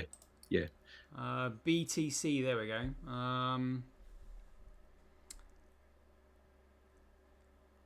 So look. So they got 766,000 BTC. What I want to know is what point they are in profit and what point they are not in profit. Yeah, mate, they're not in profit. But at what price is the 73 confirmed? Is what I'm asking. Yeah. I'm just gonna see if I can find it. Yeah. Okay. No, you don't have to find it, Toshi, but I just wanted to know if that was like an accurate figure. If it is, it's cool. Mate, yeah. All good. Yeah. All good. Yeah. So 73,000, because that does make sense. You can't just go, above this price they bought that. They would have been going hard, and the harder you go at the higher price, the worse that number will get. Yeah. Simple, isn't it? Yeah, mate. Yeah. So very interesting. So he must have spunked his load big time, well above the 60 grand mark, 70 grand mark. Like, he must have spunked his load right up there. Mate, what a stupid thing to do. Yeah, actually, I'm just looking at BTC. So it says price 73,268. Yeah. And it's currently 71,124.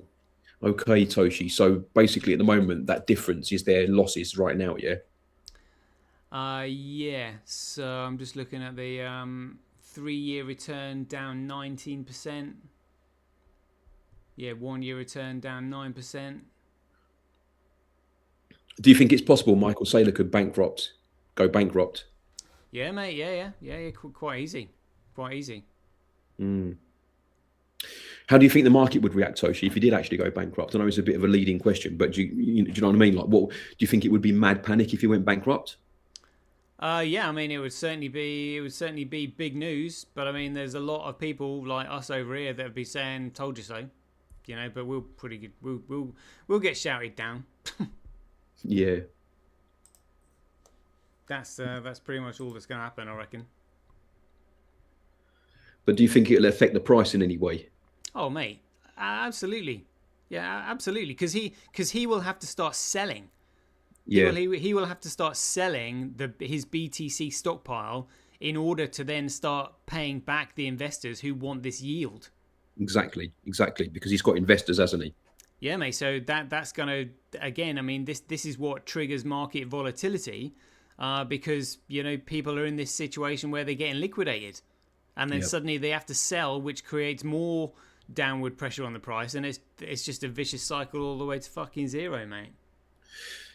Yeah, interesting. You know what I think's really sad, Toshi, is the retail investors and their blind nature, right? I don't think the retail investors understand that they have the piss taken out of them on a weekly, monthly, yearly basis, right? Because they never, ever, ever see the big moves. They never see them because they're not privy to them, because they're not important enough to be in the same room as the people that manipulate the market. You understand what I mean? Yeah, mate. Yeah. The mom and pop investors, they have no idea. They have no idea. So for the last few weeks, I think it's fair to assume that just before it went up to say 70, let's forget about when it went to 70, go from the 30th of March, it seemed to be bouncing between 68, 65, 68, around 68 to 70, 68 to 70, 68 to 70. I said to my mate one day, I said, mate, short the bloody thing down to about 68 and then long the bloody thing back up to 70. Do that a few times, you'll probably win, right?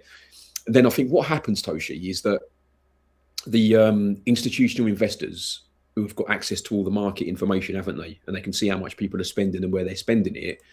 They just simply do the opposite and wreck everyone on their X10 positions. Yeah, I'm just looking at this chart, mate. When you're talking about when he bought, so he went in hard at the end of 2024, and literally the majority of all of his purchases are from 2024 onwards, and all of them are now in the red. Oh, every single one.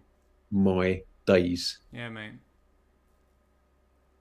Oh my days. And he continues to do it like he don't care. There's no stopping him, is there?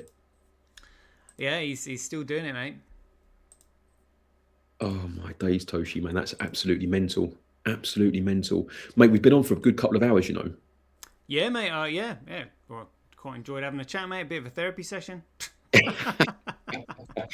Well, I've got to do one, Toshi, but can I just say, mate, thank you for having me on. I've quite enjoyed that today. I haven't spoken about Bitcoin for years. Still the same old shit as far as I'm concerned. Yeah, mate.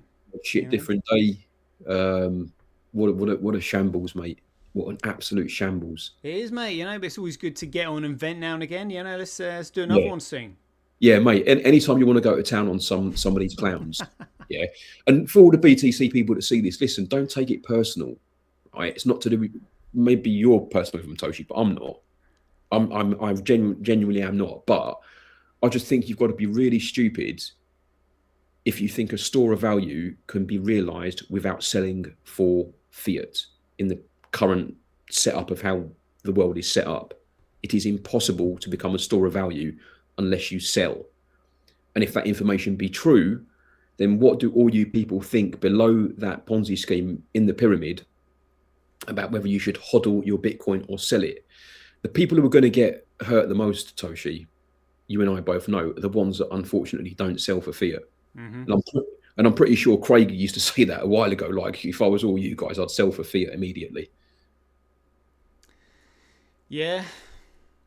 Well, I mean, who knows? We've got the Killing Satoshi coming out, Hollywood movie coming out later on this year, mate. Let's schedule another chat after that. See what Hollywood happens. Movie? What are you talking about? Yeah, mate. There's Casey Affleck and Pete Davidson. They're all lined up for it. It's already in post-production, mate. It's on IMDb. Just so everyone who listens to this is aware, I've never heard of those two people that he's just mentioned. The other day, I'm having a chat to SirToshi, and he goes on about someone's son that I'm supposed to know. Like, who the hell were you talking about? Yeah. David Icke's son. But he's not famous though, is he? David Icke is. No, his son. Depends which circles you're moving. Not mainstream. The answer's no, Tosh, isn't it? Basically, but it's the way you said it. Like I was supposed to know his name, and I was like, "Who the fuck are you talking about, bruv?" But no, you know, yeah, it's so there's who are these people in the film? Am I supposed to know them as well? So have you heard of Ben Affleck? Yeah. His brother, Casey Affleck, that was in Good Will Hunting and Ocean's 11. Well, I've never heard of his brother. Like no one else has heard of his brother, but I've heard of Ben Affleck, yeah. So Ben Affleck's younger brother, and Pete Davidson is a... the fact that you've got to say Ben Affleck's younger brother speaks volumes there. And who's the other one? Pete Davidson. Never heard of him. Actually, I think there was a Pete Davidson at my school. He's got millions of followers on YouTube, mate. Okay. I've never heard of him. Yeah, that's probably my own naivety then. Are you saying he's like a real famous actor then, yeah? He's a comedian. Oh, okay. Hold on. Let me see if I know his face. Pete Davidson, yeah? Yeah. I've heard of Jim Davidson. Oh, yeah, I've seen him. Yeah. And so in terms of this film then, what's the plot? What's the storyline? Well, we'll have to wait for the movie to come out to find out, mate. But it's the story that it's the BSV side of stories, mate. No, it's not. It is, mate. It is. No, it's not. I'm telling you, mate. This is the one. And who's making the film? Is it Calvin? I think he was the one that initiated it. Yeah. Now they've got different investors, but yeah, it's like I think the budget was like $90 million or something like that. Which isn't a lot, is it? Well, it's a lot in compared to the market cap of BSV.